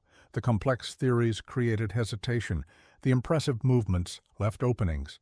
I survived not through sophistication, but through simplicity. A direct strike executed with absolute commitment. This experience taught me a principle that transformed my approach to both combat and life. True mastery comes not through addition, but through subtraction. Not by acquiring more, but by cutting away the unnecessary until only the essential remains.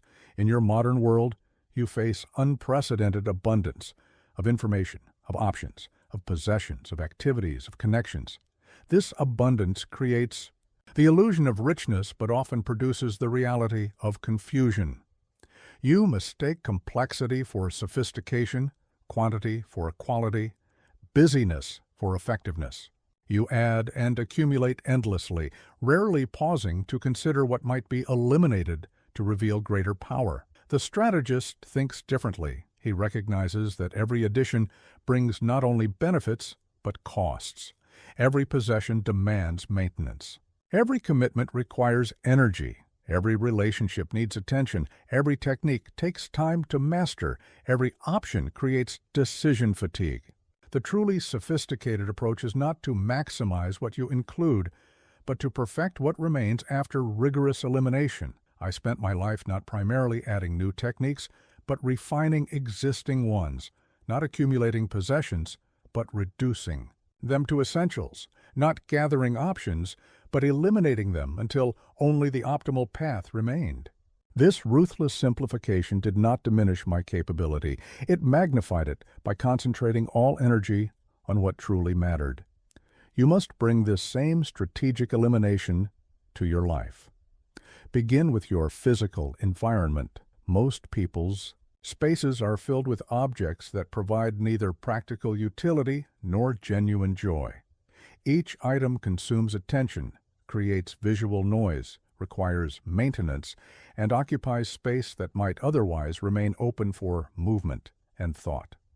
When I traveled Japan seeking duels, I carried only what fit in a small bag: clothing, writing materials, and my swords. This was not deprivation, but liberation. Without the burden of possessions to protect and maintain, my attention remained fully available for training, observation, and strategic thinking. Examine your environment with this same ruthless discernment. For each possession, ask, does this truly serve my purpose? Does it meaningfully enhance my life? Does its presence justify the attention it demands? If not, eliminate it without hesitation. The space created through this elimination is not empty. It is freed for what truly matters. Next, apply the same subtraction to your activities. Most schedules are filled with commitments that contribute little to core purposes while consuming enormous time and energy. The strategic life is not packed with activity, but focused on impact, eliminating the trivial to concentrate on the vital. I trained fewer hours than many warriors, but with absolute focus on essential skills, rather than diffused attention across countless techniques. I participated in fewer duels, but selected them carefully for what they would teach. I wrote fewer pages, but ensured each contained distilled wisdom rather than excessive elaboration. Examine your commitments through the same lens of essential impact. For each activity, ask, does this significantly advance my core purpose? Does it yield results proportional to the time invested? Does it represent the highest use of my limited energy? If not, eliminate it to create space for what truly matters. This elimination extends to your professional efforts as well. In your work, you likely engage in numerous activities that consume time without producing meaningful outcomes. Reports no one truly uses. Meetings that reach no decisions. Communications that could be condensed to a fraction of their length. Processes that continue through institutional momentum rather than demonstrated value. When I led others in battle, I eliminated elaborate formations and complex signals in favor of clear principles and simple commands. When I wrote on strategy, I removed flowery language and excessive explanation to reveal core truths. When I taught students, I reduced instruction to essential movements rather than overwhelming them with variations. Bring this same ruthless elimination to your professional activities. For each element of your work, ask, does this create genuine value? Could the same outcome be achieved through simpler means? If this were eliminated entirely, what would actually be lost? The most sophisticated professional is not the one who adds complexity, but the one who achieves results with elegant simplicity.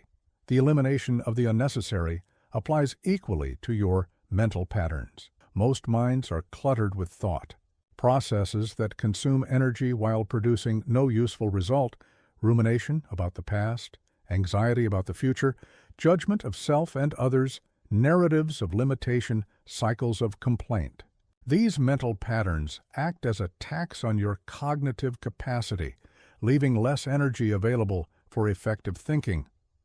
Before each duel, I would clear my mind of everything non-essential, expectations about the outcome, concerns about my reputation, assumptions about my opponent, even awareness of the spectators. This mental clearing left only what the moment truly required, direct perception and immediate response. Practice this same mental subtraction. Notice thought patterns that consume energy without producing value, worries that offer no actionable insight, complaints that change nothing, expectations that create disappointment, mental rehearsals of conversations that never occur.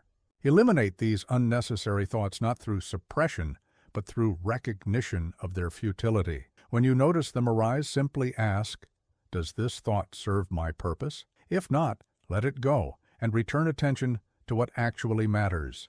This elimination applies to your decision-making as well. Most people consider far too many factors when making choices, creating paralysis rather than clarity.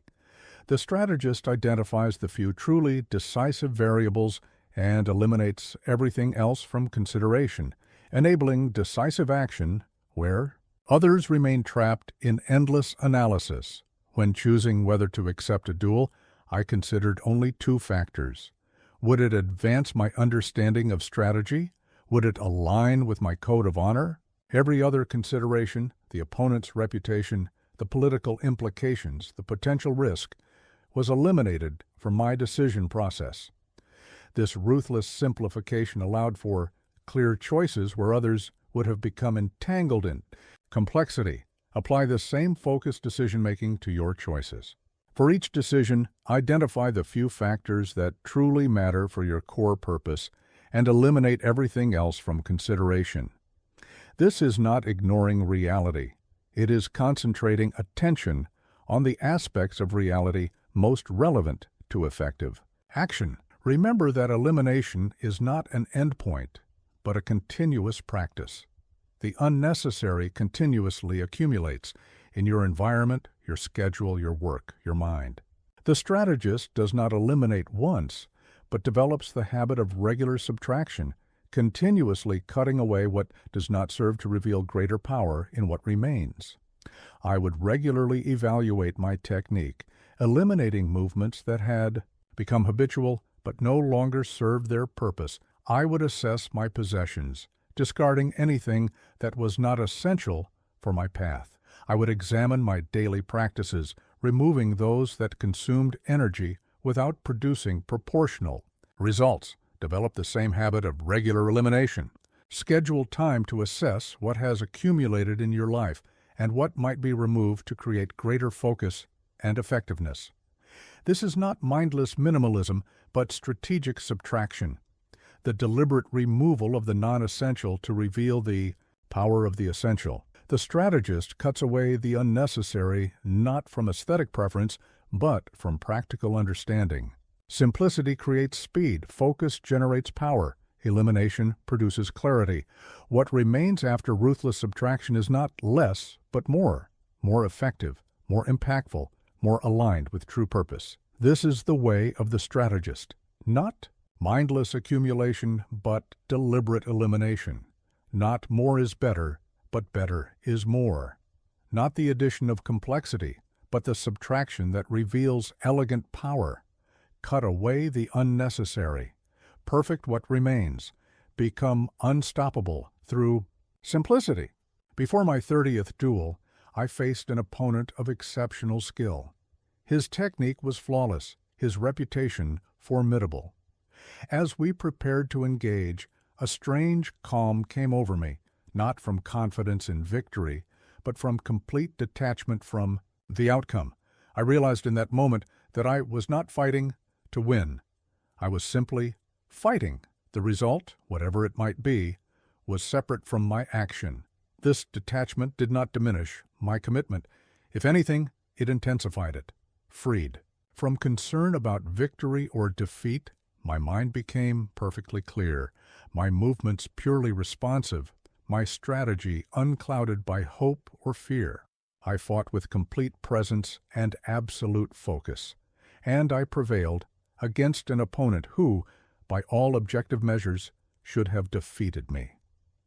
This principle transcends the dueling ground. The strategist acts with full commitment, but without attachment to outcomes. He brings his complete capacity to each engagement without being bound by hope for success or fear of failure.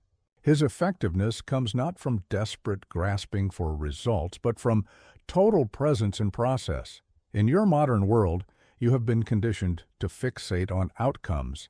You measure yourself constantly against external metrics, wealth accumulated, status achieved, recognition received. You evaluate your worth based on results, many of which lie largely beyond your control. This attachment creates not only psychological suffering, but strategic vulnerability. It clouds judgment, inhibits action, and paradoxically makes favorable outcomes less likely. When you are attached to results, you become tentative in execution. You hold back capability for fear of failure. You make decisions based not on strategic clarity, but on emotional security. You become manipulable by those who understand that your fear of certain outcomes can be leveraged against you. Your effectiveness diminishes precisely because you are trying too hard to be effective. I did not become undefeated by fixating on maintaining an undefeated record. I became undefeated by approaching each duel with complete commitment to the engagement itself, without concern for preserving my status or extending my reputation. This detachment from outcome freed me to act with the full measure of my capability, unconstrained by the psychological limitations that attachment creates. You must develop the same capacity for detached action. Begin by recognizing the distinction between commitment to process and attachment to outcome. Commitment means bringing your complete capacity to an endeavor, your full attention, your best effort, your highest skill. Attachment means binding your sense of worth or emotional state to the results of that endeavor. The first enhances effectiveness, the second undermines it. In every significant undertaking, commit yourself completely to the actions required. Hold nothing back. Execute with absolute focus and total presence. But simultaneously detach yourself entirely from the outcome of these actions. Recognize that results emerge from complex factors, many beyond your control. Your responsibility and power lie in the quality of your engagement, not in forcing particular outcomes. This detachment is not passivity or indifference. It is not resignation to whatever happens. It is strategic clarity about where your true power lies in the process of engagement rather than in the manipulation of results. The warrior who fights desperately to avoid defeat has already created the conditions for defeat through this very desperation.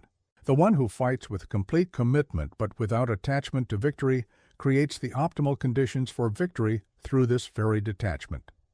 When I wrote my treatises on strategy, I did not write to achieve fame or establish legacy. I wrote to express what I had learned with complete commitment to clarity and truth, but without attachment to how these writings would be received. This detachment allowed me to write without self-consciousness, without calculation of effect, without compromise of insight. The enduring impact of these works emerged not from my grasping for impact, but from my release of such concerns. You must bring this same detachment to your creative and professional endeavors. Do the work with complete commitment to excellence, but without binding your sense of worth to how the work is received. Share your insights with clarity and conviction, but without attachment to whether others accept or reject them. Lead with decisive action, but without fixating on whether your leadership is recognized or rewarded. This detachment extends to your relationships as well.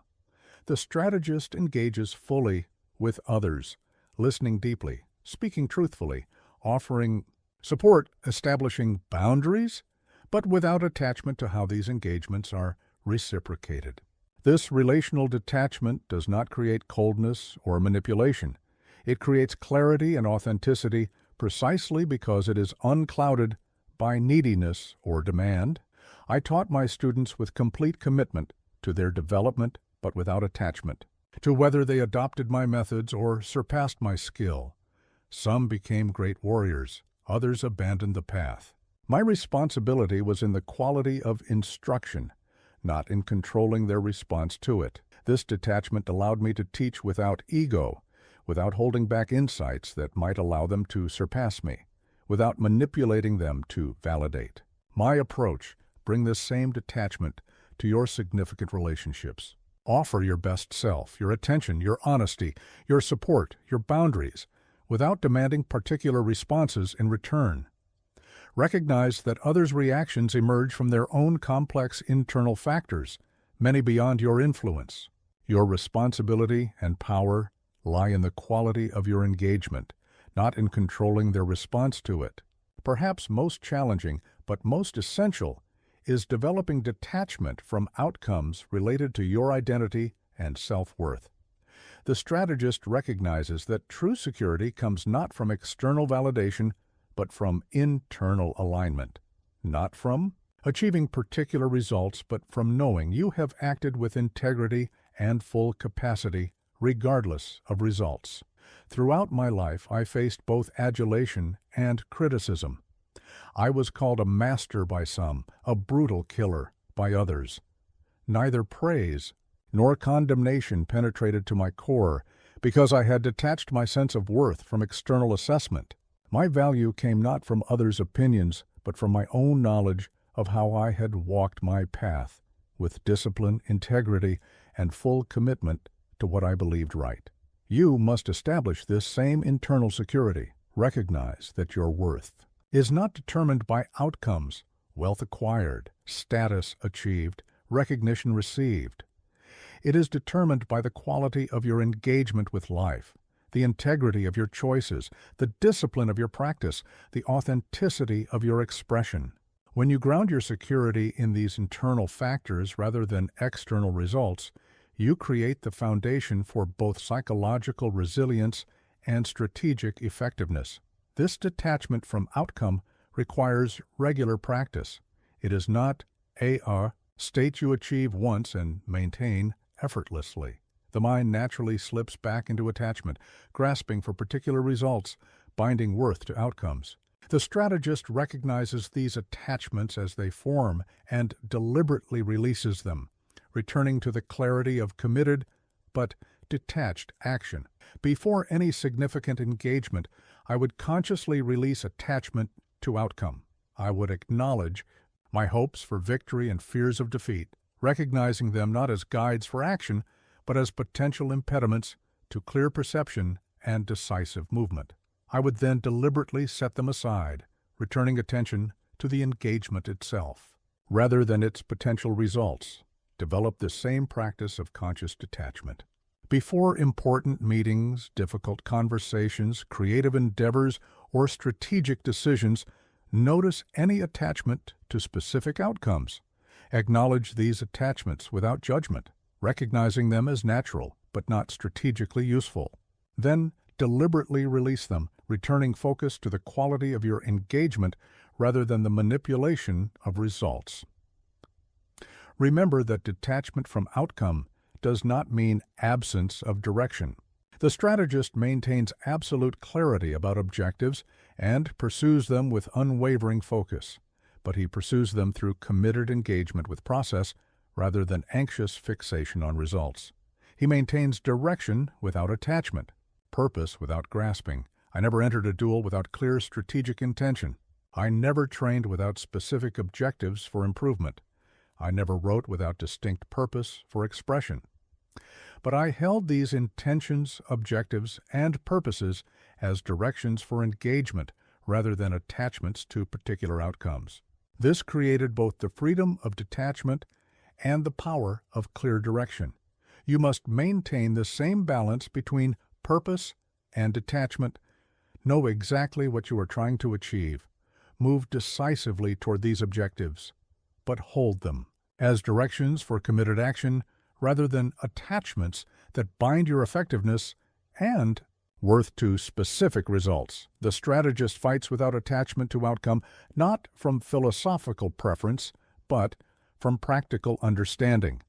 Detachment creates psychological freedom that enhances strategic clarity. It generates decisiveness unclouded by fear of failure. It enables responses based on actual conditions rather than emotional reactions to potential outcomes. It allows full deployment of capability without the hesitation that attachment inevitably creates. This is the way of the strategist, not anxious, grasping for results, but committed engagement with process, not worth determined by outcomes, but value grounded in the quality of action regardless of outcome. Not effectiveness through attachment, but power through detachment. Fight without attachment to outcome.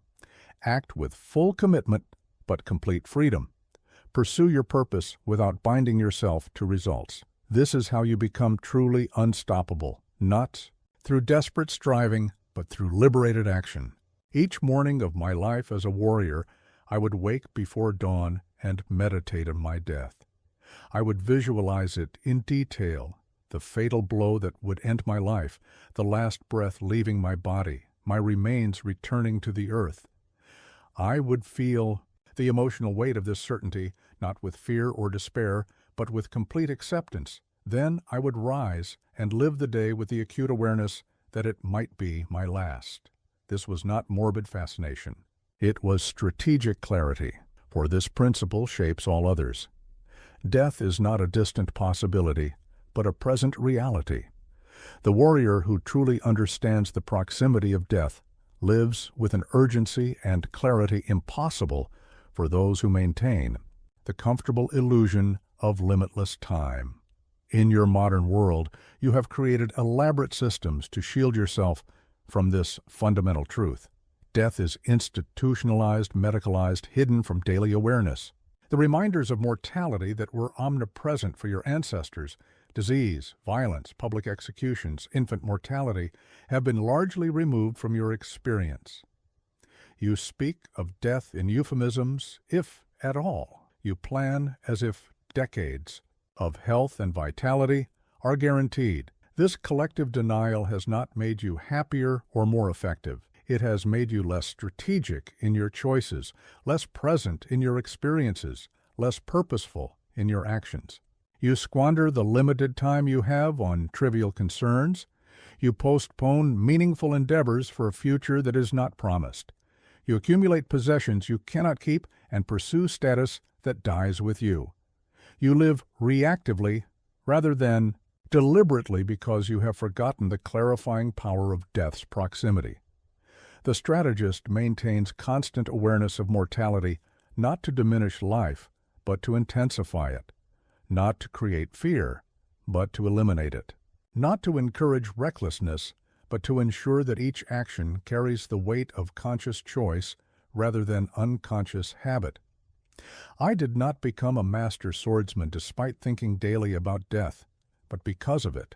This awareness stripped away everything non-essential. It eliminated petty concerns that would have divided my focus. It prevented postponement of growth that might never come. It created an urgency to master my craft now, not in some indefinite future. It forced me to live deliberately rather than reactively, to make conscious choices about how I would spend the limited time available. You must cultivate this same awareness, not through morbid obsession, but through strategic acceptance. Begin by acknowledging the statistical reality. This day could be your last. Not in theory, but in fact.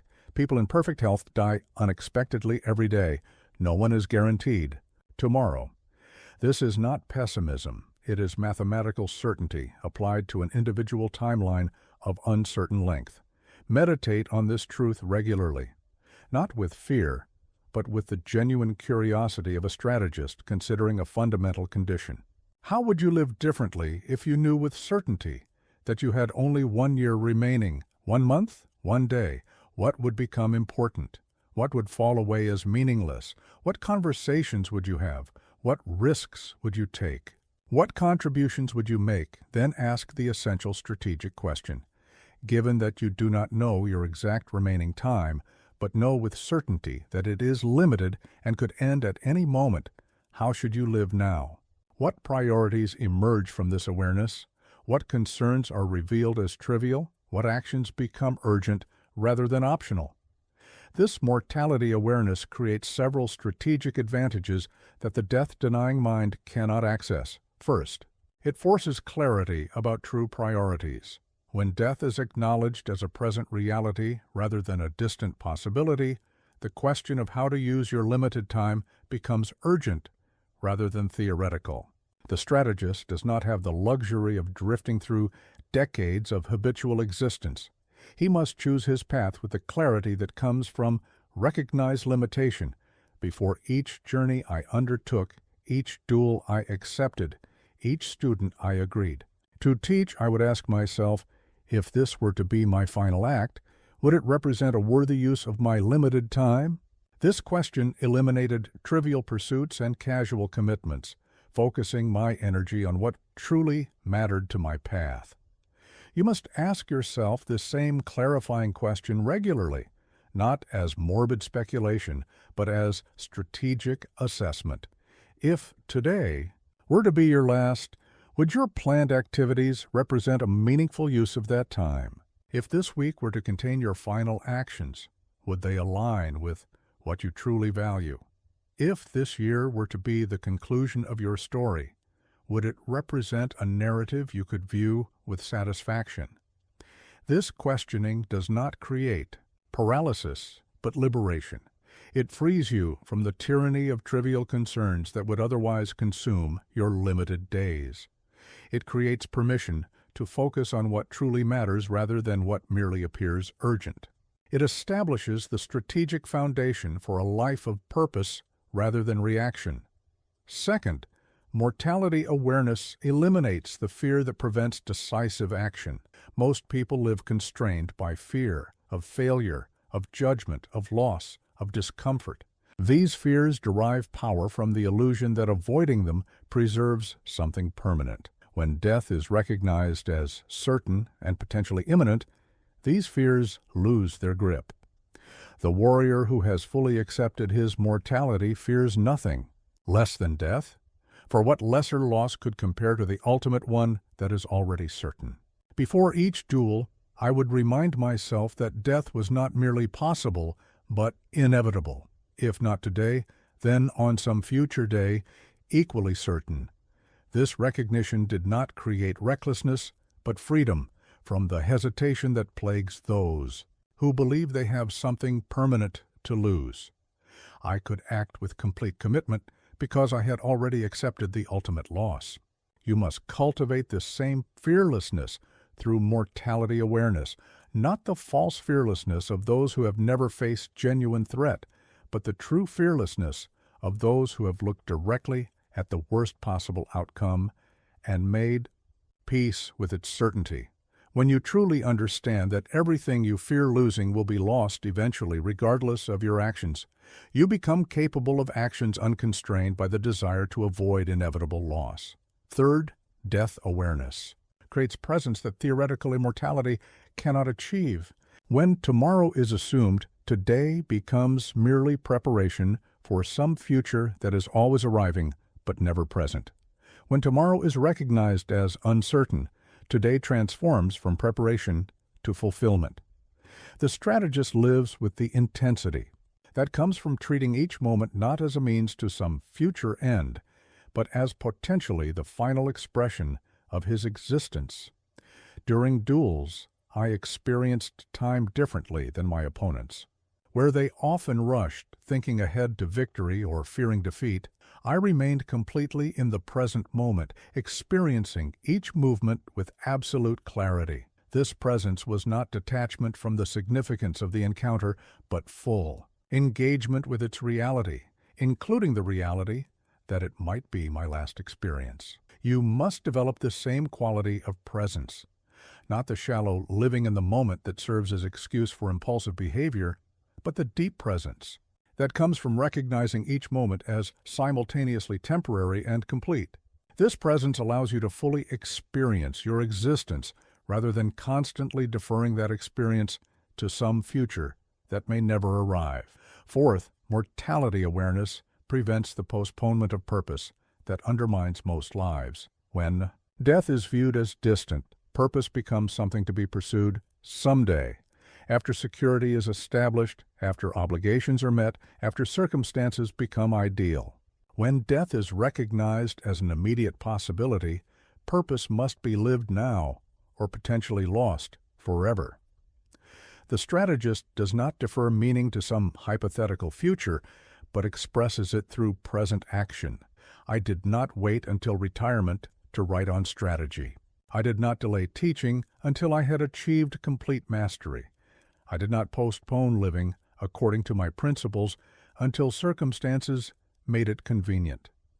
I expressed my purpose continuously through daily action, recognizing that death might prevent any future opportunity. You must bring the same urgency to living your purpose, not through anxious striving, but through the recognition that purpose deferred is potentially purpose denied.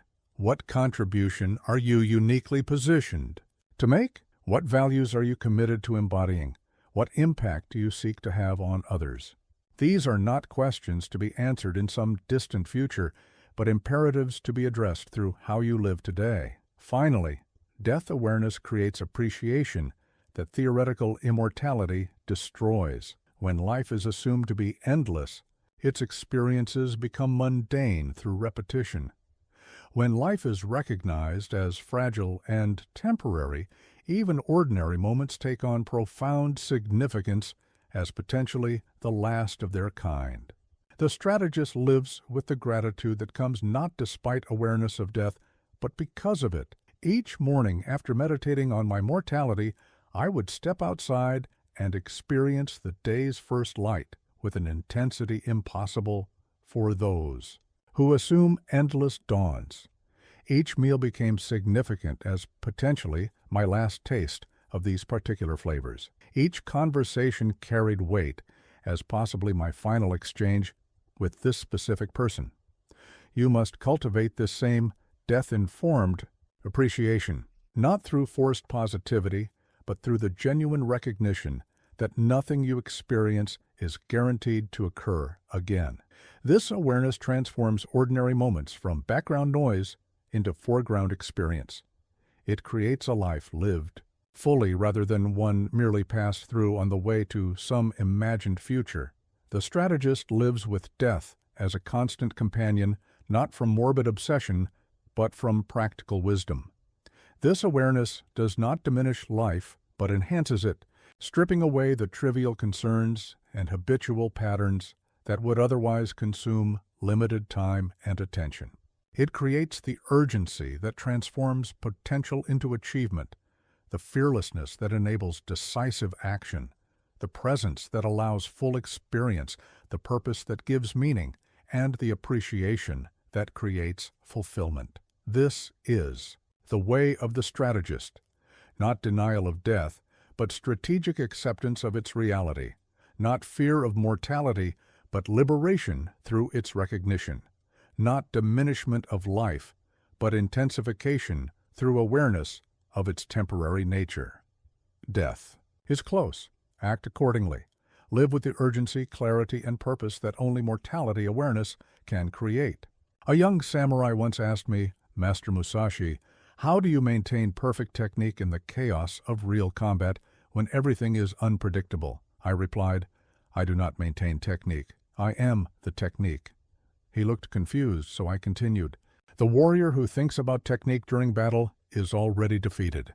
The warrior whose technique has become inseparable from his nature cannot help but express it, even in chaos. This principle extends far beyond swordsmanship. Your life is your technique. Not what you do occasionally when focused and prepared, but what you express naturally under pressure. Not what you practice in controlled conditions, but what emerges from you when circumstances are chaotic. Not what you claim to value, but what your habitual actions reveal about your true nature. In your modern world, you have been conditioned to separate your identity from your actions. You distinguish between who you really are and what you happen to do. You claim core values that your daily behaviors contradict. You believe in a hidden authentic self that exists independent of your observable patterns. This separation creates not only psychological discord, but strategic vulnerability. The strategist recognizes that there is no meaningful distinction between being and doing. You are not what you occasionally accomplish when conditions are ideal. You are not what you intend to do someday when circumstances align. You are what you consistently express through action, especially under pressure when conscious control gives way to ingrained patterns. I did not become undefeated by thinking about proper swordsmanship during duels. By the time combat began, thinking itself became a liability. I prevailed because the thousands of hours of training had transformed technique from something I performed into something I was. The perfect cut did not require thought, because it had become my nature to cut perfectly. You must develop this same integration between identity and action, not through self-deception that allows you to maintain contradictory beliefs and behaviors, but through the deliberate alignment of what you claim to value and what you actually express through consistent action. Begin by recognizing that your habitual responses reveal your true technique, not what you do with conscious effort, but what emerges from you automatically, especially under pressure.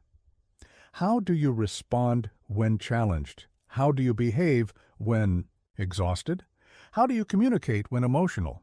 How do you treat others when stressed? These default reactions are not separate from your true nature. They are its most honest expression. When I observed potential students, I would pay little attention to their performance in formal training. Instead, I would watch how they responded when frustrated, how they treated less skilled practitioners, how they maintained their equipment, how they entered and left the training space. These habitual behaviors revealed more about their true nature than any demonstration of technical skill. Examine your own default responses with this same strategic awareness, not to judge them as good or bad, but to recognize them as accurate indicators of your current development.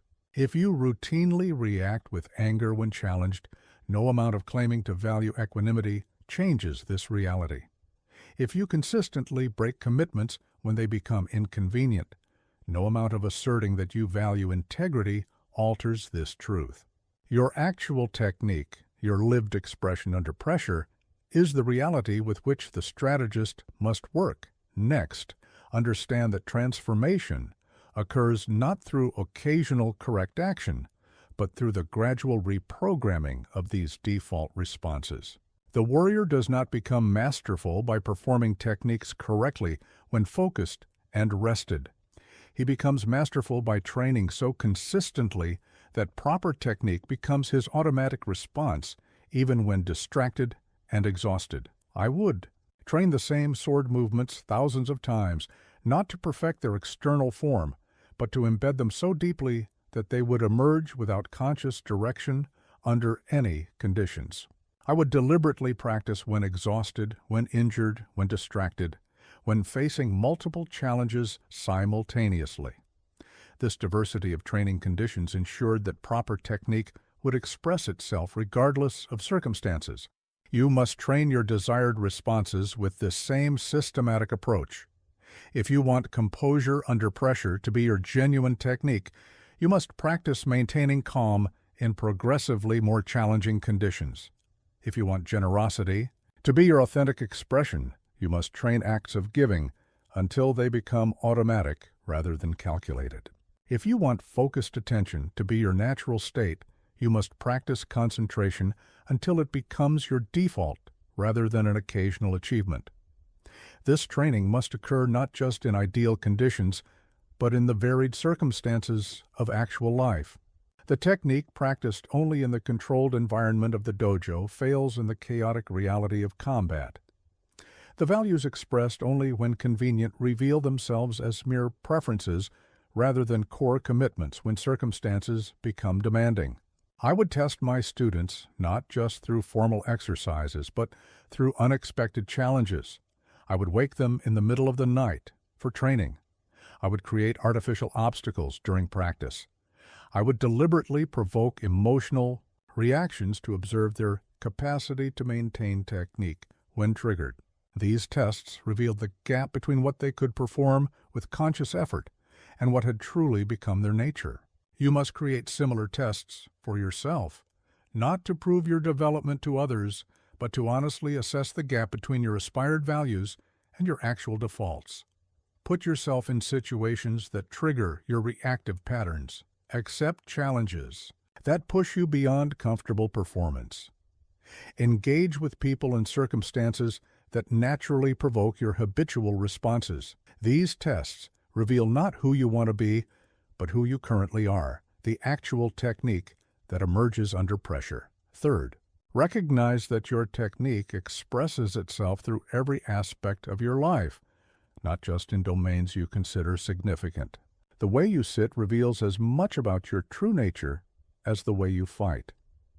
The way you eat expresses as much about your actual values as the way you work. The way you listen demonstrates as much about your genuine capacity as the way you speak.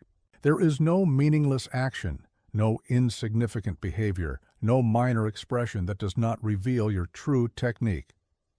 I taught my students that how they tied their sandals and arranged their sleeping mats reflected the same qualities that would determine their effectiveness in combat. The warrior who is mindful only when handling his sword but careless in daily activities has not truly developed mindfulness as his technique. He has merely learned to perform it in specific contexts. Bring the same awareness to every aspect of your life. How you write an email, how you wait in line, how you maintain your living space, how you listen to someone speaking, all are expressions of your true technique, your actual nature, rather than your claimed identity.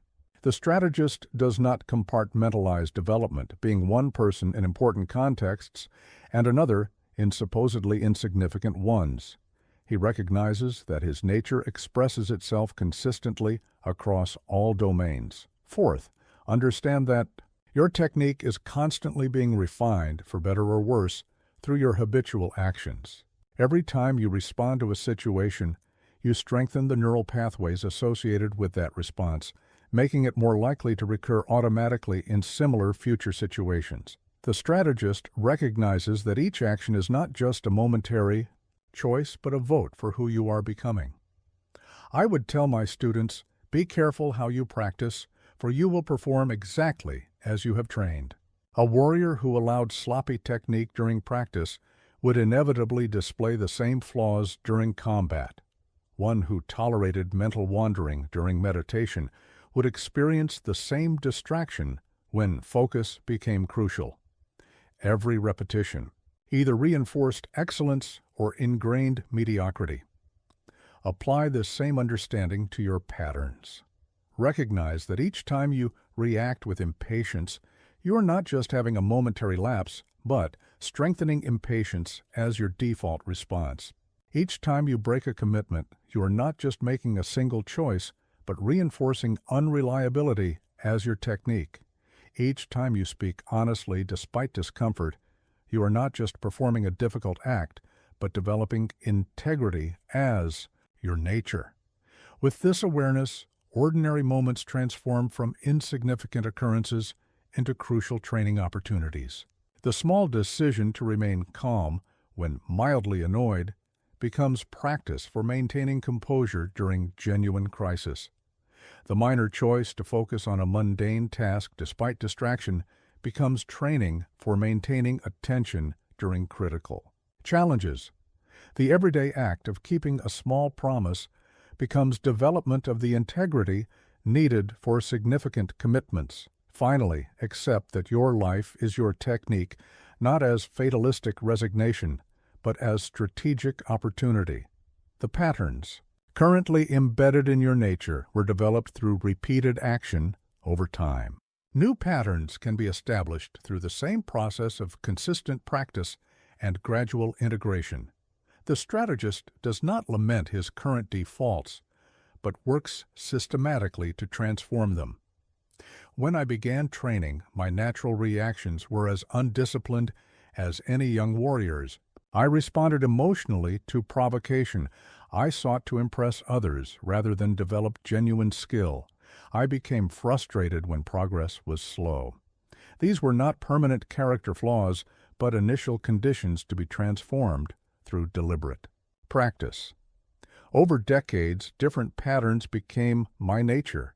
Composure under pressure, focus on mastery rather than approval, patience with gradual development. You must approach your own development with the same combination of honest assessment and strategic optimism. Your current defaults are not your inevitable destiny, but your starting point for transformation. Through deliberate practice, through conscious choice that gradually becomes unconscious pattern, through consistent action aligned with aspired values, you can develop new techniques that express themselves as naturally as your current ones. The strategist understands that your life is your technique, not as abstract philosophy, but as practical reality. What you consistently do under pressure is who you actually are. What emerges from you automatically in chaos is your true nature. What you express habitually across all contexts is your authentic identity. This understanding creates both unflinching honesty about current limitations and clear direction for meaningful development.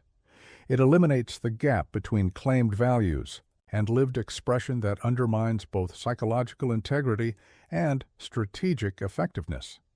It transforms every moment from mundane occurrence into essential practice, every action from meaningless behavior into crucial training. This is the way of the strategist, not occasional excellence performed consciously in ideal conditions, but consistent expression, emerging naturally regardless of circumstances. Not the claimed identity that exists only in aspiration, but the lived technique that reveals itself in action. Not the separated self that thinks about proper response, but the integrated being that is the response itself. Your life is your technique. Train it deliberately. Express it consistently. Become what you practice. In my final duel, I faced a swordsman who had studied my techniques for years. He knew my patterns, had analyzed my previous contests, and had developed counters to my preferred approaches. He was younger, faster, and physically stronger. By conventional assessment, he should have prevailed, yet he did not land a single blow. When we concluded, he asked me how this was possible. "I know your techniques," he said. "I prepared for everything you might do." I replied, "You studied my techniques, but missed my principle. I leave no openings." This is the culmination of strategic living, the integration of all previous principles into a unified approach that creates no vulnerabilities for opponents to exploit. Not through perfect technique, but through perfect integrity of the strategic mindset. Not through supernatural ability, but through systematic elimination of the gaps that allow defeat. In your modern world, you pursue excellence in fragmented ways. You develop professional skills while neglecting physical capacity. You accumulate knowledge while ignoring emotional discipline. You build external success while internal patterns undermine you. You focus intensely in certain domains while leaving others completely unattended. These imbalances create the openings through which defeat enters, not just in competition with others, but in the fundamental contest to live with mastery and purpose. The strategist thinks differently. He recognizes that true effectiveness comes not from extraordinary development in isolated areas, but from the elimination of the weaknesses that exist in the spaces between them. He understands that the chain breaks at its weakest link, not its strongest. He focuses not just on enhancing strengths, but on systematically addressing vulnerabilities until no obvious opening remains. I did not become undefeated by developing superhuman speed or strength. I became undefeated by systematically eliminating the vulnerabilities that even ordinary opponents could exploit. While others focused on becoming exceptional in certain aspects of combat, I focused on becoming sufficient in all aspects, leaving no obvious target for attack. You must approach your life with this same strategic perspective, not pursuing narrow excellence that creates imbalance, but developing integrated capacity that leaves no significant openings for defeat. Begin by conducting a comprehensive assessment of potential vulnerabilities.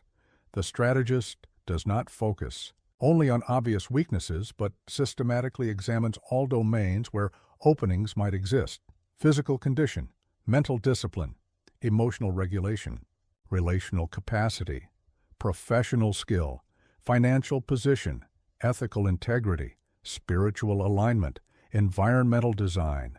In each area, he asks, not where am I strong, but where am I vulnerable to defeat? I would regularly perform this assessment for combat readiness.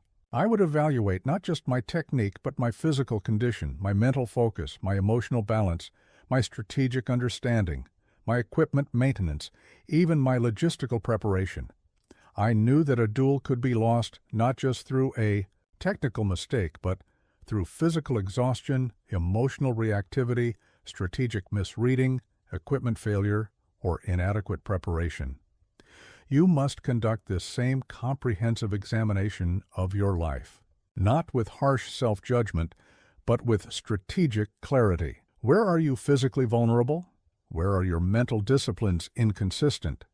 Where do emotional patterns create reactivity? Where do relationships drain rather than support you? Where do professional gaps limit effectiveness? Where does financial positioning create constraint? Where does ethical compromise create exposure? Where does spiritual disconnection reduce resilience? This assessment is not about achieving perfection in all domains. It is about ensuring that no area has such significant vulnerability that it creates an obvious opening for defeat. The strategist does not need to be exceptional in all things, but he cannot afford to be fundamentally deficient in any. Next, prioritize addressing vulnerabilities based on strategic significance rather than personal preference. Most people focus development efforts on areas they already enjoy or where progress feels rewarding. The strategist focuses first on the vulnerabilities that create the most significant openings, regardless of whether addressing them feels immediately satisfying. When I trained young warriors, they would often want to focus on advanced techniques that looked impressive or felt exciting to practice. I would redirect them to fundamental movements, proper breathing, basic footwork, the elements that, if neglected, would create fatal openings regardless of how advanced their other skills might be. Only when these foundations were solid would I allow them to progress to more sophisticated methods. Apply this same strategic prioritization to your development, not focusing first on what is most interesting or immediately rewarding, but on what addresses the most significant vulnerabilities. If physical condition creates your greatest opening, prioritize that regardless of whether you enjoy physical training. If emotional reactivity is your most exploitable weakness, focus there even if emotional work feels uncomfortable. If relationship patterns create your most consistent defeats, address those even if interpersonal development seems less concrete than other areas. Third, Design systems that address vulnerabilities structurally rather than relying on willpower or occasional odd. Correct choice. The amateur tries to make better decisions in the moment. The strategist creates conditions where vulnerability-exposing decisions become difficult or impossible. He builds systems that naturally eliminate openings rather than requiring constant vigilance to avoid them. I designed my living environment to eliminate distractions that might compromise mental focus. I established daily routines that naturally maintained physical readiness. I developed relationship boundaries that prevented emotional entanglements that could cloud strategic judgment. These structural approaches ensured that maintaining a state of no openings did not require constant conscious effort. You must create similar systems in your life, not relying on willpower to make good choices consistently, but designing environments and routines that naturally eliminate the conditions where vulnerabilities are exposed. If distraction is your opening, create workspaces where distractions are physically impossible rather than trying to resist them through mental effort. If unhealthy consumption creates physical vulnerability, design your environment to make such consumption difficult rather than depending on moment-by-moment discipline. If certain relationships trigger emotional reactivity, establish clear boundaries that prevent these triggers rather than attempting to respond differently each time they occur. Fourth, develop the capacity to recognize when vulnerabilities begin, to emerge before they become exploitable openings. The strategist does not wait for complete breakdown to address weaknesses. He notices the subtle indicators that signal developing vulnerability and responds immediately to correct the condition before it creates genuine risk. During extended campaigns, I would monitor subtle changes in my physical and mental state. Slight increases in tension, minor decreases in perceptual clarity, small shifts in breathing patterns. These early signals allowed me to implement corrective measures before significant vulnerability developed. A short rest, a breathing exercise, a mental clearing technique, small interventions.